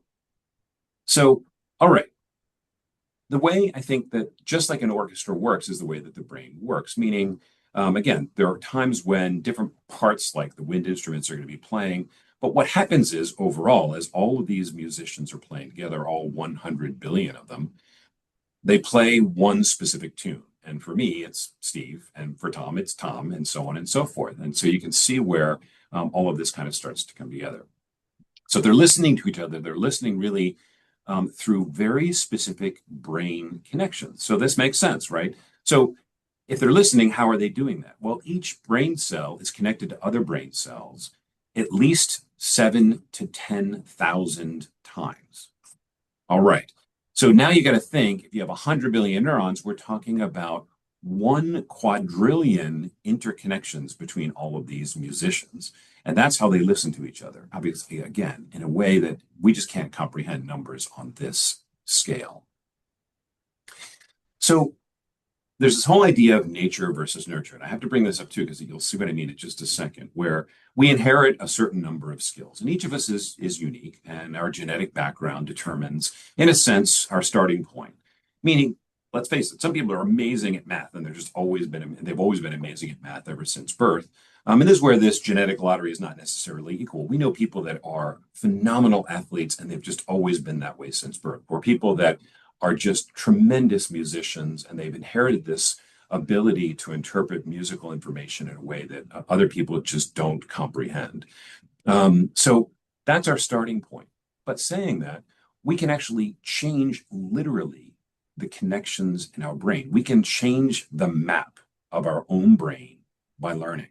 So I'll give you a great example and a very simple one. So I don't know if anyone has ever learned how to, let's say, play tennis or golf. When you first learn to swing, which is a fairly simple motor task, you have to think about it a lot. You really got to put effort into it. You got to really, how do I hold the golf club or the racket? I got to move my hand in a certain way. As you do it thousands and thousands of times, what are you doing? Well, you're interconnecting these brain cells in different and new ways, learning. And in doing so, at some point, you can perform this task really quickly and without thinking about it anymore because you've learned it so well. So these connections are new to begin with. And then as we use them more and more, they become much more solid, and these brain cells, the populations of brain cells, become interconnected in much stronger ways. That's the new skill that we wanted to learn, whatever that might be. And I just kind of made a simple example, like, I don't know, a tennis swing. But if you wanted to learn German, well, it's a little more complicated, but now you've got to connect a lot of brain cells together in a very specific way to be able to learn this new skill. And we can learn throughout our entire lifetime. This idea that an old dog can't learn new tricks and all of that, by the way, completely false. We can learn, and we do learn throughout our entire lives. And one really interesting just side comment is this. One of the things I think almost every study has taught me over all of the years that I've done this, and I have to say I've been a doctor for 33 years, almost 34, is that the more we exercise our brains and our bodies through our lifetime, the healthier we are and the better we do. And by exercising the brain, that could be learning something new. If you never learned, I don't know, backgammon, and you say, I'm going to learn backgammon. You got to start from scratch. You got to learn it and play it and all the rest. These are great things. And by the way, our brain loves new challenges. So I would argue throughout your life, don't ever give up and certainly always be learning new things. So how do we learn about brain function, and how do we learn how these things are compartmentalized and sensory and motor and so on? Well, you got to think back. So put a lot of things on this slide, but initially, and going back centuries, literally, even to ancient Egypt, where they found ancient texts and things like that, looking at how they studied the human brain, it was really after the person passed away, they would look at the brain and decide, well, if the person's brain was injured during life, what does it look like when they're dead? I can look at it, take it out of the skull, look at it, I could cut it up into pieces and look at the different pieces and so on and so forth. I know this sounds kind of gruesome, but it is a great way to understand how the brain works. Where was the injury? How did that affect somebody? In living people, and this is where it kind of becomes much more interesting, we've only had the ability to study the living brain, I would argue, since probably the 1970s. Because before that, all we really had were x-rays, which are great at looking at bones, but terrible at looking at brain and muscle and other areas. The CT scan was first widely used in 1971. Hey, Steve. Yeah. We have a quick question here. Of course. So I took a psychology class in the fall, and we often reference fMRI, and I was always wondering ever since then, I bet you have the answer. Like, what's the difference between like an fMRI and an MRI? And all right. Ooh, that's a great question. So an MRI just takes a picture. An fMRI, a functional MRI, you measure some specific brain function in the MRI machine, and you look at where basically blood flow goes in the brain, what parts of the brain are active when you're performing that task. And you can look and see what lights up and determine what areas must then be necessary in order to complete that task. That's the difference between an fMRI, a functional MRI, versus an MRI, which is just a picture of the brain. I hope that makes sense. Thank you. May I also? And I was just Sorry, about you got a go couple ahead. more. Yeah, You got a couple more. No, of course. I'm sorry. Yeah. I didn't turn on my little chat box. I'm so sorry. This is great. No, This is that's what you all guys right. are doing is perfect. Oh, well, thank you so much. This is about the previous slide, but I wasn't sure. I'm imagining that I can't pass on learned traits to my kids. So are my starting points a average of my ancestors' starting points themselves? Is that how that works? It's probably a little simpler than that. It's just that you inherit, in a sense, the ability to be more athletic versus maybe more musical versus maybe more artistic or so on and so forth. Does that make sense? Or mathematical. Some people are just really, like I said, just great at that. So that's where we inherit, in a sense, those kinds of skills. And those things, a lot of them are, in fact, genetic when you look back through a family history. Now, this is where it gets tricky because let's face it, we might follow in our father or mother's footsteps in terms of what we do. So is it really truly genetic, or are we just, that's what we know growing up? So we tend to kind of follow those sort of paths. All right, that makes it a lot trickier. That's where studies try to narrow this down and work through this. It gets a little harder to pull apart those kinds of things. We got one more. Sure, go ahead. Touched upon it, but I just want to similar topic, like so how much of our, like, I guess, nature or learned skills is from our parents versus our ancestors? You just asked that, like, if like no one in my family has ever been a chess master, but then my father's a chess master, does that like just translate immediately to me, or would I need like a whole dynasty of like I would, by the way, I would love that to be the case. None of that would be so awesome if we could do that, because then we could learn all of these things and basically have babies and they would know it right from the beginning, but it doesn't work that way.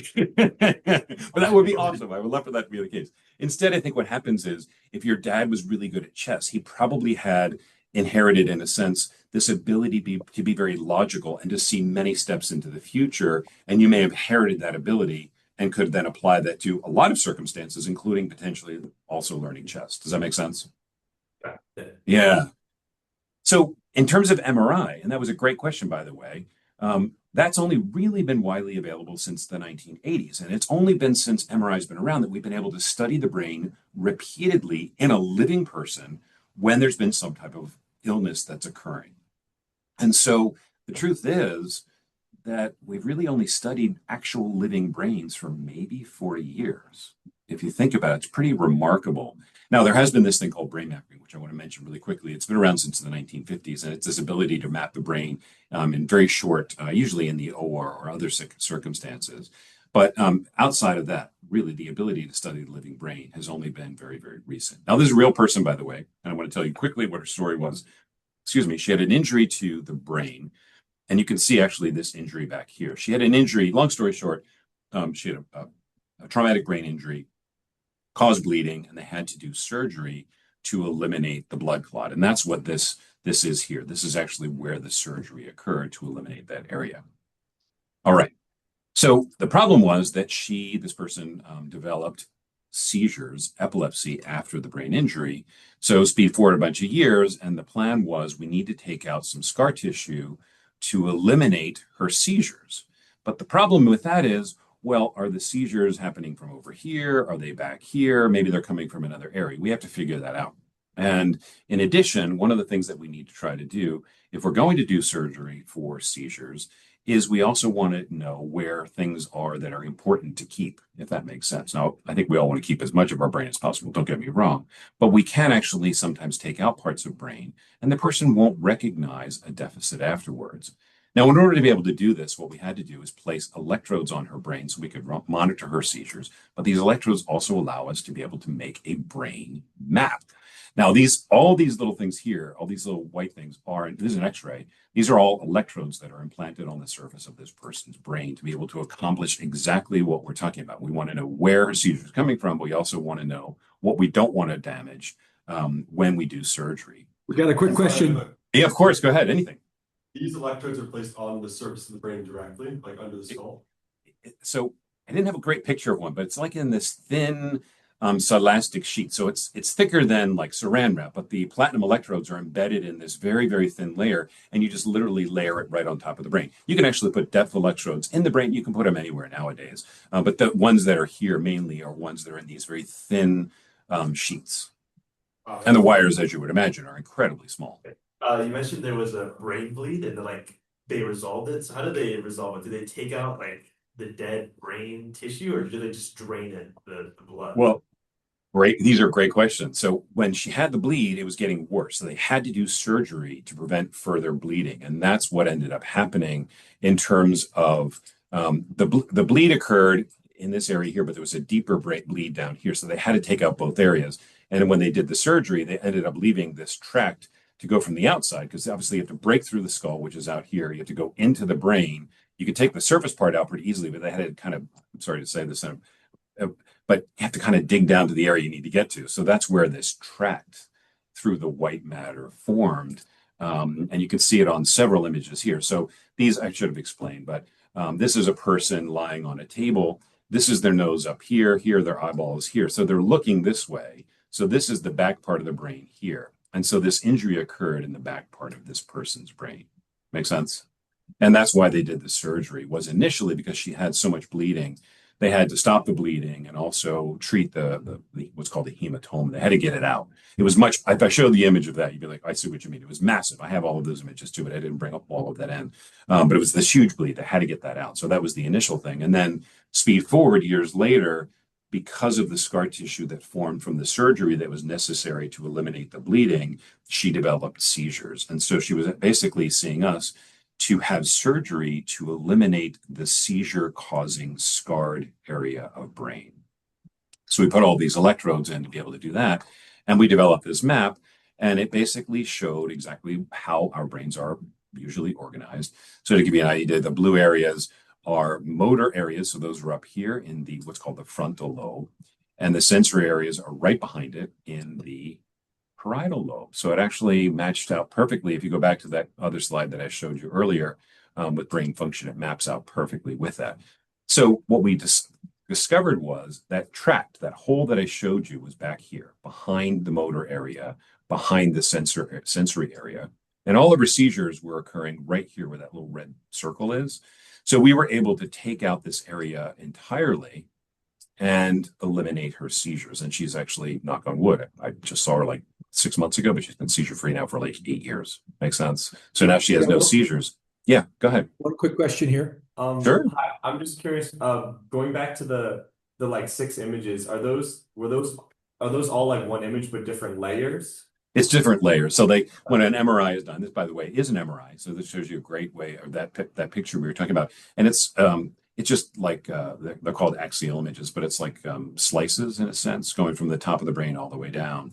And it just gives us, and we can do it front to back, side to side. You know what I mean? Once you have the data, you can kind of look at the images in any way that you want to. And this is just sort of, I guess, a standard way of looking at the brain. It's sort of looking at it top to bottom. But we can look at it side to side, front to back. You know what I mean? You can look at it all kinds of ways. Thank you. I know it's really interesting, but by the way, I love this stuff. Anyway, we haven't even talked about maps yet, which is fascinating. But I love this stuff because it gets really interesting when you start to think about how the brain works and how it's all put together. All right, now we get into more modern sorts of studies. Now, this is not fMRI. This is called diffusion tensor imaging, where now modern imaging, we can start to look at exactly those fine connections between different populations of brain cells. And you can see if there were 1 quadrillion connections, this is going to be an insanely complicated map to draw. So this obviously is not a quadrillion connections, it's just some of those connections. You can start to see where different brain areas are connected together. Now, the way the brain is organized is that there are often connections between one local area and another, so maybe between two adjacent brain areas. Or as you can see here, there are these long tracks that go through and to the other side of the brain, connecting the two sides of the brain together. All of that is critically important. And as you guys are going to see when we talk about maps, it's many different brain areas working together, just like there would be many different regions or areas of an orchestra working together to make this incredibly rich music, to make this very complex brain function work. Now, Another question. Of course, go ahead. What are the colors? So the colors, actually, what they tried to do was to dive into a little bit more. They were trying to figure out different connections between deep brain cell populations and surface brain cell populations. So they color coded it a little bit, but they really don't have a significance other than sort of deep versus more superficial. That's all they were trying to show in this particular one. Much more complicated studies have been done to show connections between very specific brain areas. And that's where we really start to find very interesting ideas. Interesting, sure, but it's getting so complicated that people are really struggling with how all of this goes together. As you can imagine, it's just too complicated for us to really understand. Who knows? Maybe AI will make it simpler for us. I don't know. It's fascinating, though. So the colors, unfortunately, don't necessarily have a specific significance. Now, I'm only aware of one brain that's actually been completely mapped out, and that's the brain of the fruit fly larva. Right. Now, you got to think about this. There are only 3,000 neurons, approximately, in a fruit fly larva compared to a human brain, which is 100 billion neurons. And it took these guys at Cambridge 12 years to figure out the 548,000 interconnections between the 3,000 brain cells of a fruit fly larva.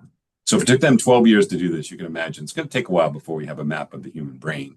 And I would argue, even if we have a map of the human brain, if we're able to learn and change our own map, it would only give you a snapshot of what your brain looked like at that moment. And then if you learn something new, you'd have to take a whole new picture, if you see where I'm going with this, to learn where those interconnections, those new interconnections may have occurred.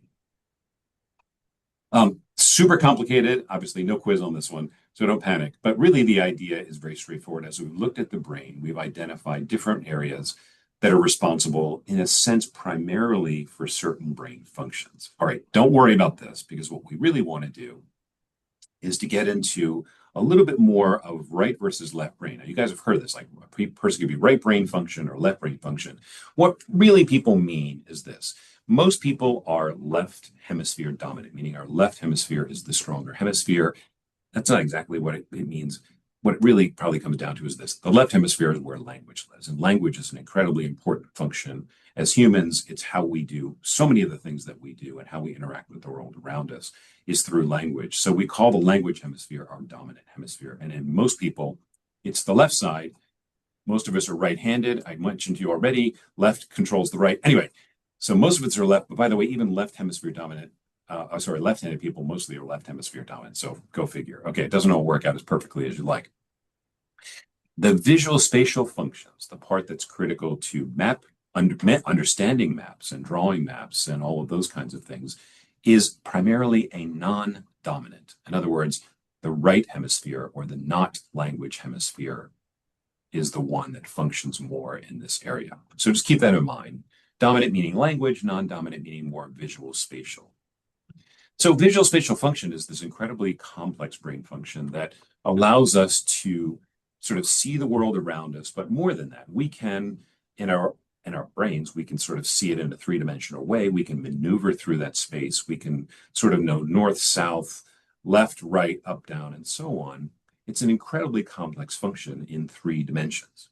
Now, I'm going to come back to this in a second when we talk about people that are born blind and how that affects their ability to interpret the world around them. But hold on to that thought for 1 second. So why would we need this function? Well, I think there are very simple reasons why. I mean, it's probably critical to survival. So for instance, if I was living in an environment and there's a food source that is somewhere nearby, it would be important for me to be able to remember where that food source exists. Otherwise, every single day, I'd be starting from scratch trying to figure out where the food was. But I don't need to do that. I can figure this out in 3 dimensions. And more than that, I can remember where it was. So I know exactly where to go the next day and the day after that until that resource is tapped out. And then I've got to find a new one. Now, we share this function with animals and insects as well. It's not like this is unique to humans, right? Bees actually have a tremendous ability to locate flowers, and they orient related to where the sun is in the sky. And there are a lot of studies that kind of show this. It's really fascinating how bees function. All right. Now, I'm going to show you 3 ways that people have tried to look at visual spatial function using fMRI, which was, I'm so glad you asked that question. So this is functional MRI. And so what they really tried was this dots in space kind of matrix, rotating a 3-dimensional object, or what's called the landmark test, which is really where there's a line and there's a cross line, and you just have to kind of remember where the cross line was. That's all it is. It's really not that complicated. And you do all of these tasks while you're lying in the MRI, and then they look using the fMRI where and what brain regions light up so we can decide how and what is necessary for visual spatial function to occur. So these are the examples. One was the dots in space, which really is just literally like you got to remember where the red dots are. I'm sorry to say. So in this case, it's obviously simple. They're all in the kind of right upper corner, or maybe it was just one red dot. You got to remember where they are. This is the complex 3D image that you can rotate around in space in your mind, and you have to do that to complete the task. So they basically show you the thing, and then they show you another one. You have to rotate it around and decide, is it actually the same object or is it a different object? And then the landmark test, all you have to really know is, was there a cross mark? And if so, where did it occur?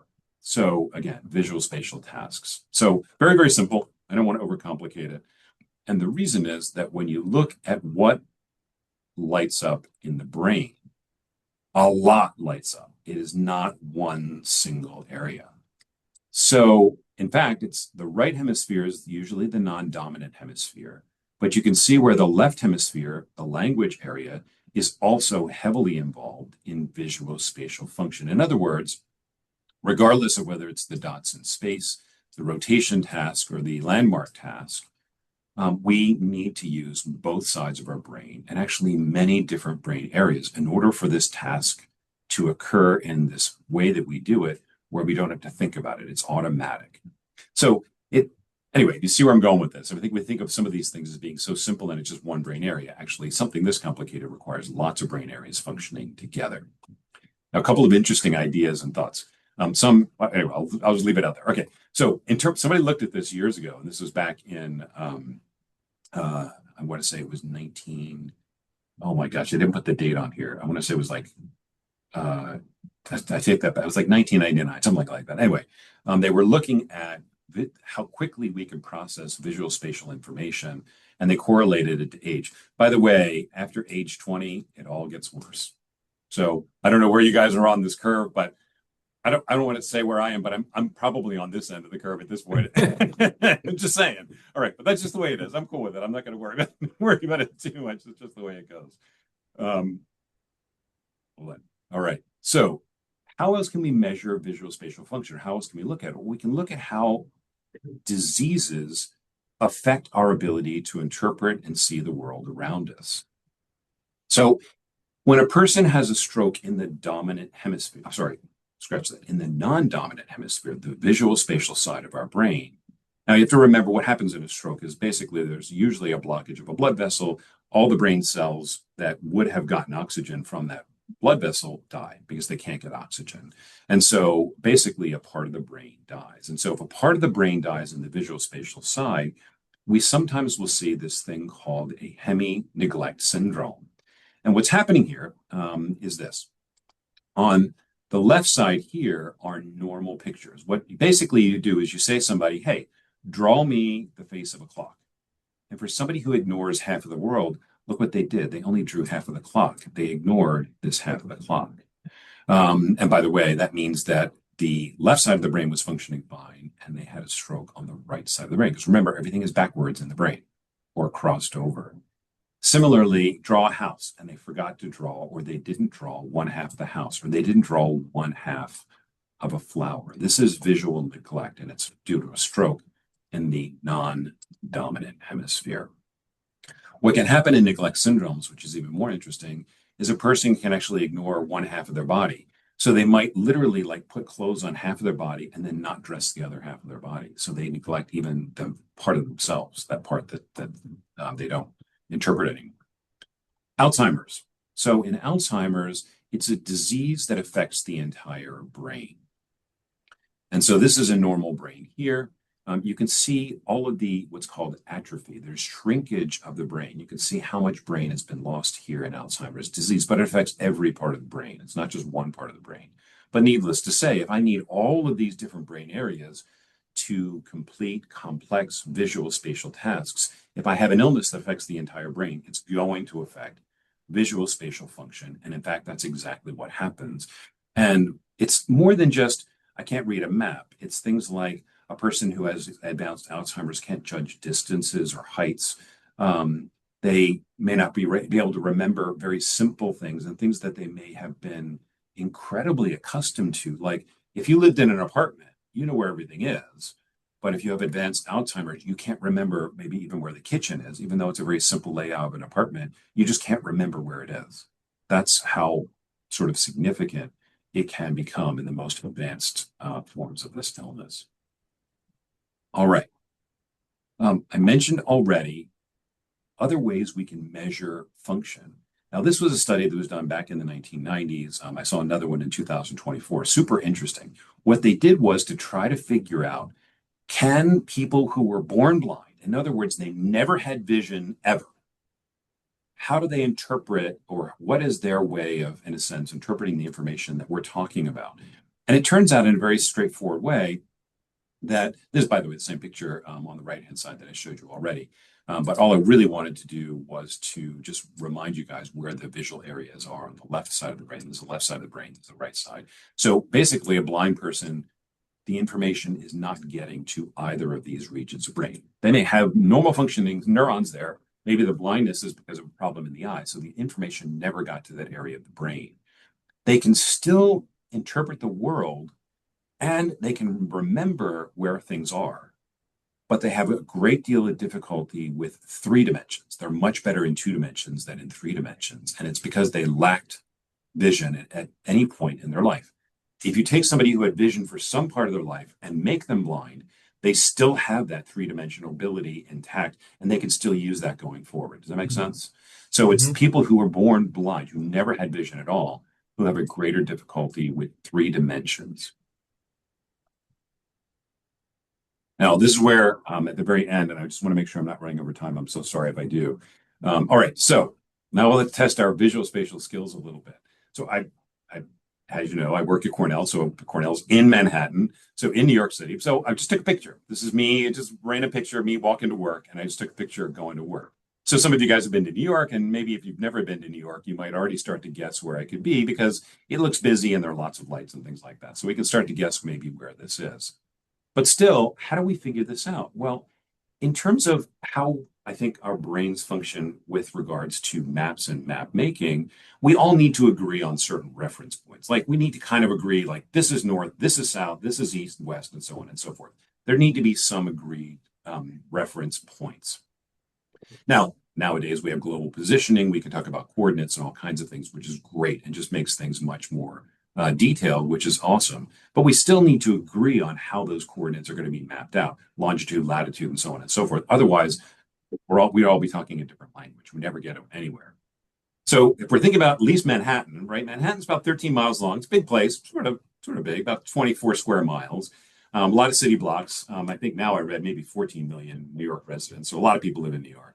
It's one of the more densely populated regions of the world. So where am I in New York? Well, it turns out I was just walking to work. I was going from the bus station because I take the bus to work, by the way. And so I was at the Port Authority. I was walking this way, going to the subway. And so I got here on Broadway and I just took a picture looking north. So that was Times Square looking north. So I'm basically at West 41st Street looking north. But if I said to you, okay, I'm at 41st and Broadway looking north, if you knew New York, you'd go, I know exactly where you were. Or if I said to you, all right, you know what? I want to meet you in a restaurant. But the restaurant I want to meet you is the southwest corner of 48th and 10th. You guys would be like, oh, I'm there. I'm just going to get the subway. I know exactly where the southwest corner of 40th and 10th is. Why is that the case? Because we have reference points that we all agree upon, and we can use that information to figure out where to be, even if we've actually never been to that place ever before. So this is, again, a really complex brain function, but we use it all the time without thinking about it. And obviously living in places like New York or Boston or whatever, you can kind of, sort of say to somebody, this is what we need to do. And it's a very simple thing to accomplish. So I hope that all makes sense. I know you guys probably have a lot of questions, and if I went a little over time, I do apologize for that. Awesome. Thank you. Thank you so much. That was great. Steve, I think what I'm going to do here is some students will want to go. And so if you guys want to go ahead. Otherwise, Steve, can you keep going here for? Of course. a few Yeah, minutes? absolutely. I'm totally fine with that. I have to go to the OR later, but I don't have to be down at 1 o'clock. So I got a little bit of time before I have to go. 10 minutes or so. Can you guys, while you're leaving, can you just try to keep it down just a little bit so we can keep going? And if you want a plastic bag for your map, I've got them over there if you want them. They're not snowing, but if you want it, just take one. No, I did see the questions. I opened up my chat. So if I know maybe the person who asked these questions had to leave, but why is the surface of the brain so important? It's just where the brain cells exist that are basically performing all of these complex functions. There are brain cells that are deeper in the brain, but a lot of what's called the white matter of the brain, which is underneath of the cortex, is really just those connections, those quadrillion connections running back and forth to different parts of the brain. So underneath the surface is a lot of connections, but there are important brain cells there too, don't get me wrong. But that's where the surface is, and not more important, it's just that's where the brain cells live. I'm sorry, that's just how we're made. And I asked that question. I guess I'm just curious as to why that is a anatomical structural reality of the brain. Does a similar structure exist in, say, the liver or the heart or any other critical organ? It's unique to the brain. The brain is the only one that does this. And what's even more fascinating, so when you really get into it, when we're embryos, the part of the brain that ends up being on the surface is actually like a little ball in the middle. And there are these things called radiofibers that go out to the surface. And our neurons, the brain cells, actually have to crawl their way from the middle, get to the outside, and then layer out in exactly the right way for our brains to function the way they do. So it's this insanely complicated series of events that's necessary as we're developing in the womb for these cells to not only get to exactly where they need to be, but also to start to connect to each other in the meaningful ways that make us who we are. Amazing. It's really cool. I know. I'm sorry. I can't think of any other way. This is why I love what I do. It's so fascinating. Wait, Steve, I have a question. Sure. We're mapping the brain as its functions, but we can't pinpoint like certain memories in the brain, right? To a point. So the temporal lobes, let me go back all the way to the beginning. The temporal lobes are where the memory circuits, in a sense, live. So the temporal lobe is this part of the brain. It's actually under your temples, right? Which is why we call it temporal lobe. It's all right here. We have one on each side. And so this is the temporal lobe here. It's on the side of the brain. I'm looking at this case. In this case, the person's looking this way. So this would be the left half of the brain. Makes sense? Anyway, so we think that the memory circuits are in a very deep part of the brain inside called the hippocampus. And it's probably a very complex, very highly redundant series of nerve cells that are connected together that allow us to remember these complex, very, very complex pieces of information. And the more organized, the more sophisticated brains all have this ability, like dolphins and humans and so on and so forth. So they all have this ability. Got you. Okay. Go ahead, Yordi. Sure. My last question. Steve, in terms of older people have a harder time learning new things, why is that? What do they lose besides volume? I know that geriatric patients have smaller brains, but why is that?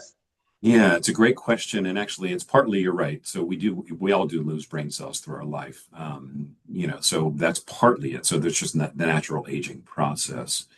Um, the other part of it might be, um, I think, all right, I have to speculate a little bit, so I'm going to give you my opinion, but it is based on a lot of medical literature that I've read. And I mentioned already that for us to be as healthy as we possibly can for as long as possible, we need to be exercising our brains in new and different ways throughout our life, including older life. One of the things that I've noticed, and you guys may have seen this maybe in your parents or grandparents or what have you, is that as we get older, we've had a lot of life experiences already. We have a way of looking at the world. We don't necessarily challenge ourselves, our brains, as much as we may have when we were younger. I actually think that's the wrong answer. And so, partly, I think that we become so complacent and we don't challenge our brain enough as we get older because we have so many experiences. We can kind of interpret the world around us. It's partly just because we've got a lot already under our belt. But I think some of the reason why we don't do as well when we get older is A, aging, which does take its toll on our entire body, and B, I think we need to keep doing this. We need to keep challenging our brains. And I would make the argument that, you know what, if you're, well, my age and you want to learn something new, do it. If it's painting or drawing or whatever it might be, it doesn't matter. Do it. Somebody asked me the other day, for instance, literally yesterday.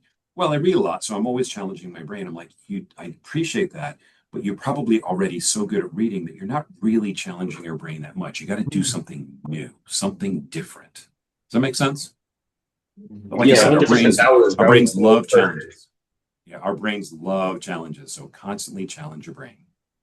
Hey, Steve, Yeah.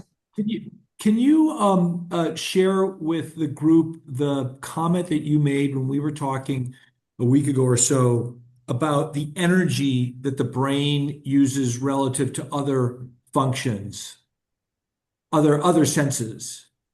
And So- sorry, sorry. The vision. It It's was the vision visual. thing. Yeah, visual So- relative to other senses. Yeah. So, all right, this is so fascinating. Evolution wise, the visual system is a very expensive system to make and maintain.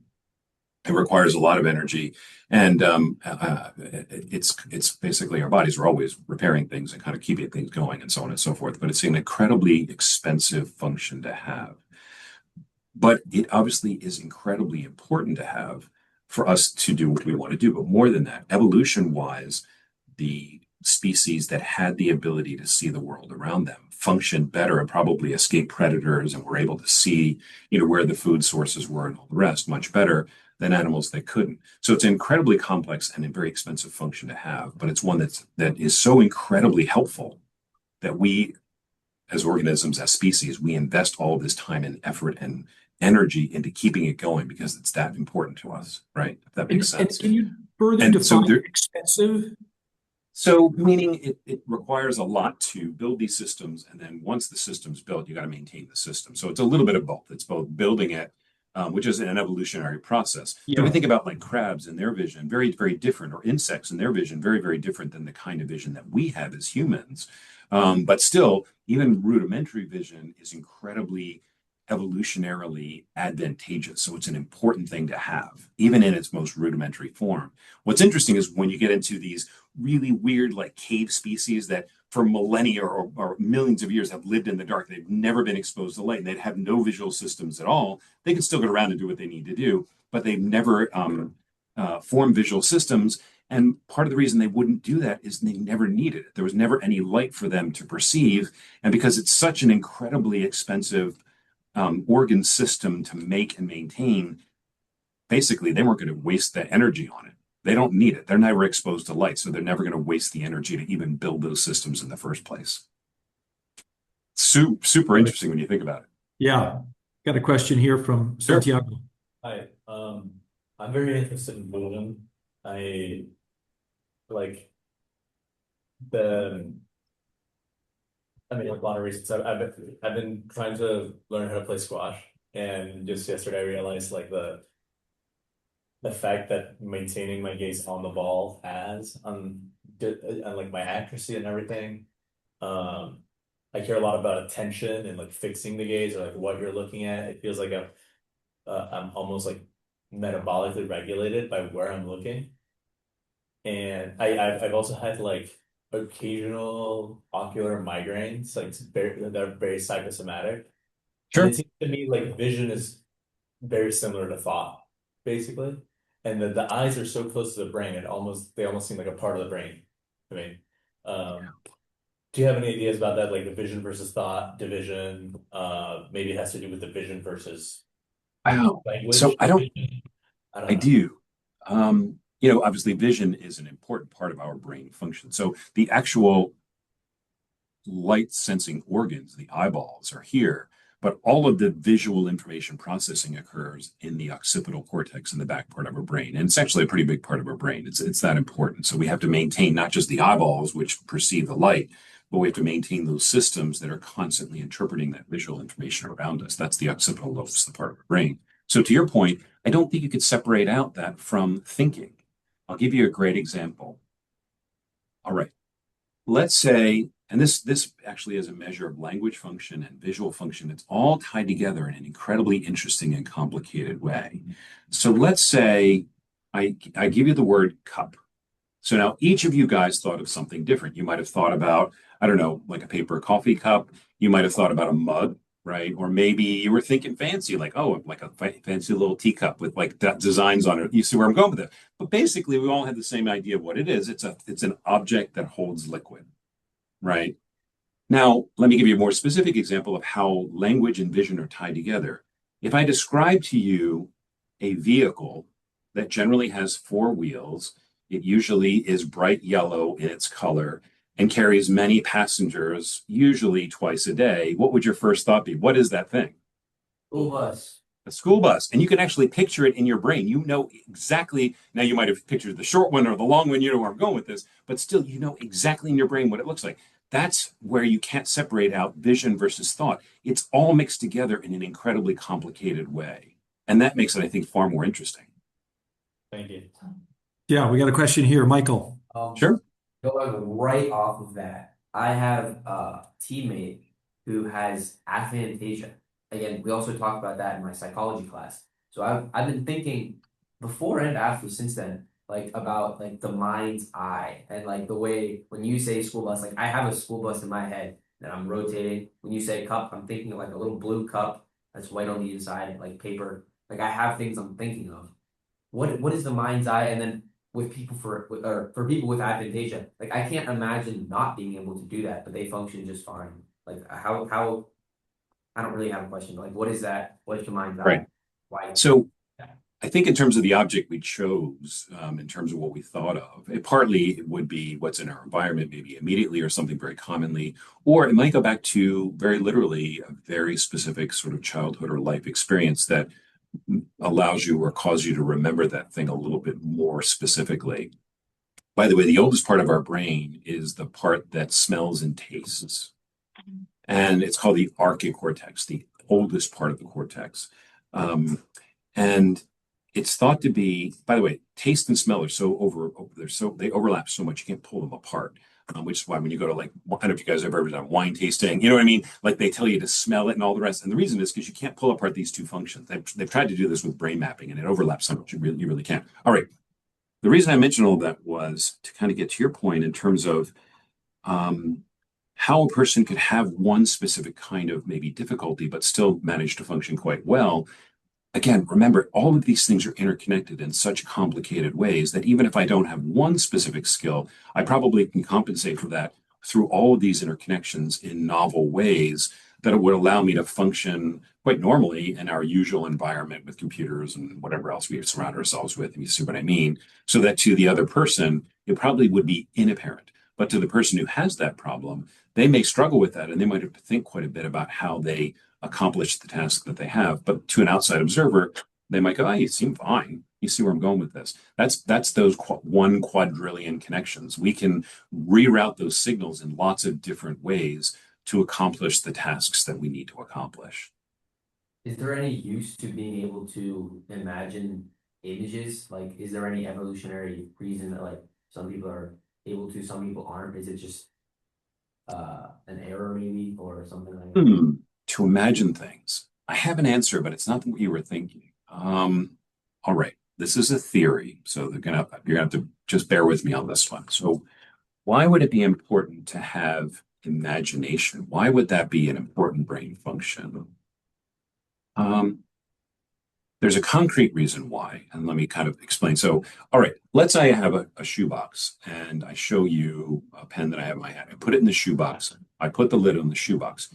You can easily imagine that the pen still exists inside the shoebox, even though the visual information is no longer accessible to you because the box is closed. But your brain, you're going, yeah, of course the pen's still in there. Why would it not be? Right? That is an important skill to have. And it carries through a lot of what we do. I mean, I guess we could say it's sort of, we're making assumptions in a way, which is true, but that skill allows us to get through a day and get through a lot of the important things that we need to do. It's one of the reasons why, and this is where, again, I have to speculate, but I heard this as a theory and it fascinates me.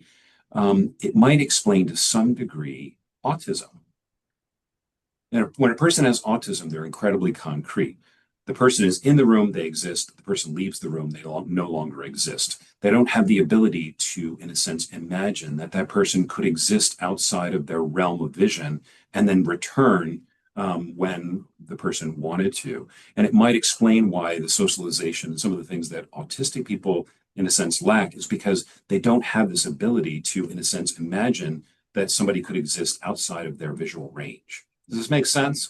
And so the way that we think about our world depends on the ability to do these kinds of things, as abstract as they may be. Okay.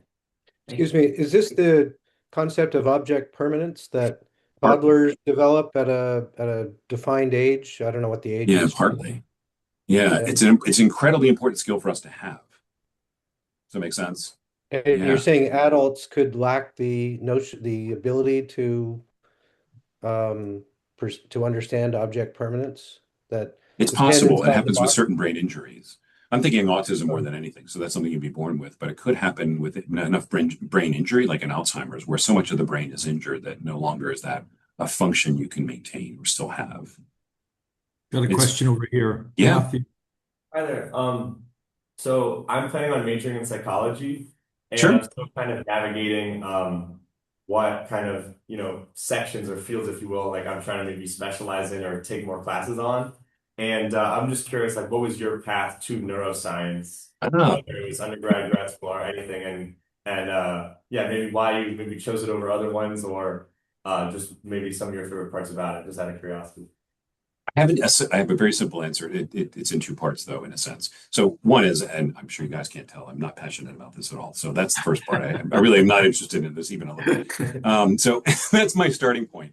But I have to say, the other part that kind of kept me going in this area, and this is going to sound like a very simple way of thinking about it, it was just the people. And when I say that, I mean the people that I met in that field in neurology and then ultimately in epilepsy and so on and so forth, what they were doing, the work, the research, the kinds of ways they were thinking about how the brain worked really resonated with me. I thought that makes a lot of sense. I wanted to learn more about this, and I continue to learn about this all the time, which I love.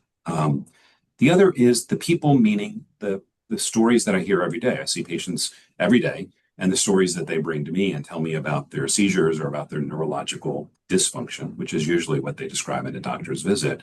It really fascinates me, and that sounds terrible. I don't mean it like I think of everyone as like guinea pigs. That's not at all what I mean to say. But the way that it interests me in terms of how the brain works and how they sort of how the injury to their brain has affected their ability to kind of do things on a day-to-day basis. And from that standpoint, I also think that that's where I can hopefully try to help them. I hope anyway, as a physician, to live better, live healthier, and so on and so forth. So to me, I guess, really an interest in the brain, but more than that, it was actually the people that I met along the way who they were doing these things that I thought, and their stories were so amazing that I thought, this is what I want to dedicate my life to. This is really what I want to spend time doing. Oh, I hope that makes sense. I'm sorry. I don't know how to explain it any other way. Yeah, that's fine. Thank you. Thank you. Yeah, can I just make one comment purely in the interest of us helping this young man? My daughter studied neuroscience at UCLA, and I think uh, one thought of advice, take it for what it's worth and for what you paid for it. is that unless you pursue it further to a medical path, as Dr. Karceski has done, or to an academic path through to a PhD, I think she found that an undergraduate degree in neuroscience really doesn't get you very far. There are limited career opportunities at that with just a bachelor's degree in even with, from a great institution with great grades, it's it's you need to go a long way, I think, before it's practically applicable. That's a great Outside starting of point. medicine. Yeah. I'm here, Stanford MBA helps. No, but this is where, if you think about it, it makes perfect sense. It's an amazing starting point. And then once you've decided that this might be something you want to spend, maybe the rest of your life doing, is you can then choose a path that enables you to study that even more and in more detail and in the area that you're most fascinated by. But I would say, I agree, an undergraduate degree gets you so far, but let's face it, it's an amazing launch point. You need a starting point, and that's a great one to have. We got another question. Yeah, Santiago. Sure. Sorry, I could ask you like a million things. I'm interested in like the eyeball as a kind of particularly agential sensory organ. We're always choosing to look at something. We're not necessarily choosing, I mean, the ear is obviously the opposite. Is there a sort of ping pong going on between like choosing to look at something, thinking about what you're looking at, like what drives our decisions, mostly unconscious decisions, to like change what we're looking at? I mean, we have this whole field of vision and we're constantly like choosing one point to look at, and we're seemingly we're darting around a lot, right? Yeah. Although peripheral vision, especially in sports, is a thing, right? Basketball players have eyes in the back of their head and they make a great pass to somebody. It's critical. Yeah. But like I said, we learn how to use these skills well through a lifetime. So if I'm a basketball player, I might, without thinking about it, really get very good at peripheral vision and seeing where everybody is and knowing where everyone is. Weirdly enough, visual spatial function, right? Makes sense. I need to know where every person on that basketball court is so I can pass the ball quickly and get the job done. I don't know how else to think about it. You're right. So we pay attention to all of the information around us, which means that if you're driving down the freeway, you're paying attention to the road and the other cars around you, but your brain is paying attention to the billboards and the information on the billboards and the cow on the side of the road or whatever it might be. You perceive all of that simultaneously. And then what we do is we choose, in a sense, whether consciously or not, what information we think is important to pay attention to. But our brain recognizes that all of that information is there. And nowadays, I think that could be potentially a detriment. And what I mean to say is this. If our brain is constantly processing all of this information and we're surrounded by cell phones and messaging and computer screens and all the stuff that's going on, our brain is trying to process all of this information, but it's like having 40 balls in the air. At some point, you're going to drop one or two. You can't help it. I don't know that when people come to me and say, I'm not sure my thinking is as good as it used to be, or that I'm not as sharp as I used to be. Part of me, I want to say, maybe part of this is just our brains can pay attention to a lot, but there must be a point where we can't pay attention to every single thing at all times. It's not possible. So we choose the things we think are important. And so I think that one of the things that happens with all of the information that's around us is that it's almost like information overload. Like we have to choose what we want to pay attention to. We can't take it all in. But saying that, just to be clear, our brain is paying attention to all of that stuff simultaneously. You can't really filter it out. It's information that's there all the time. But we do, in a way, train ourselves to pay attention, I guess, to the things we want to pay attention to. So we have threats, right? So that'd be the first thing. If you have peripheral vision, a ball is flying in from the side, it's a threat. You need to get out of the way or do whatever you're going to do, catch the ball, whatever it is. So eliminating threats and those kinds of things, then we're choosing the things in the world around us that we think are important to what we need to do at that moment. Yeah. And that's where attention comes in. We choose what we want, whether consciously or not, but we're choosing what we think is important. I was just looking, I'm going to actually share one of our speakers early on who studies maps from the Middle Ages, gave a whole talk that was about looking slowly at maps. And he was lamenting how the average American visiting a museum spends 6 to 10 seconds looking at each piece. And so his point was that you don't get much by those brief glimpses. Yeah. But boy, actually, this relates. Facebook and Instagram have gotten really good at gaining our attention. Do you have thoughts about that activity? Have they hired you? No, I'd have to think about this a little bit and get back to you on that one. I'm not sure why it would be that they've gained more of our attention, and part of that's going to be culture. I would, you know what I'm saying. So that Yeah. could simply be a much more complicated answer, I think. But it is interesting. I'd have to look into that a little more. Yeah. Something cool about social media also is that you don't need to physically move your eyeball to look at something different. Right. You just pay attention to this one little screen. Yeah. You can tune out the rest of the world. So we do, when we pay attention to these things, we can actually devote a tremendous amount of attention to this. So you're absolutely right. So how or why that captures our attention maybe more than other things, it's a great question. I'm kind of a fan, maybe this is just my old brain talking, but I'm kind of a fan of sometimes just turning all of this stuff off and just going outside and, experiencing things. And I think that that's still an important part of sort of what we do, if that makes sense. So anyway. All right. Well, Steve, thank you so much. This was really wonderful. I really appreciate it. Yeah, of course. Well, hopefully it'll be food for thought for you guys. So now you'll go home and be thinking about this for a couple of days. And obviously any of you guys that are interested in psychology, the truth is if you ever need to or are interested in doing what's called an observership at Cornell, if you reach out through Tom to me, I can try to help you set all these things up. If you want to do a week or something in New York City, we can always arrange these things. I do this all the time with college students and medical students who are thinking about neurosciences. So that's where you just got to let me know. If I can help, I will. And if it's not possible to come down to New York, I might know somebody closer to where you guys live that might be able to help out. So you never know. Thank you so much. Sure. Thank you. All right, guys. Have an amazing week. Bye. Bye. That was great. Thank you. Steve, thank you, buddy. Sure.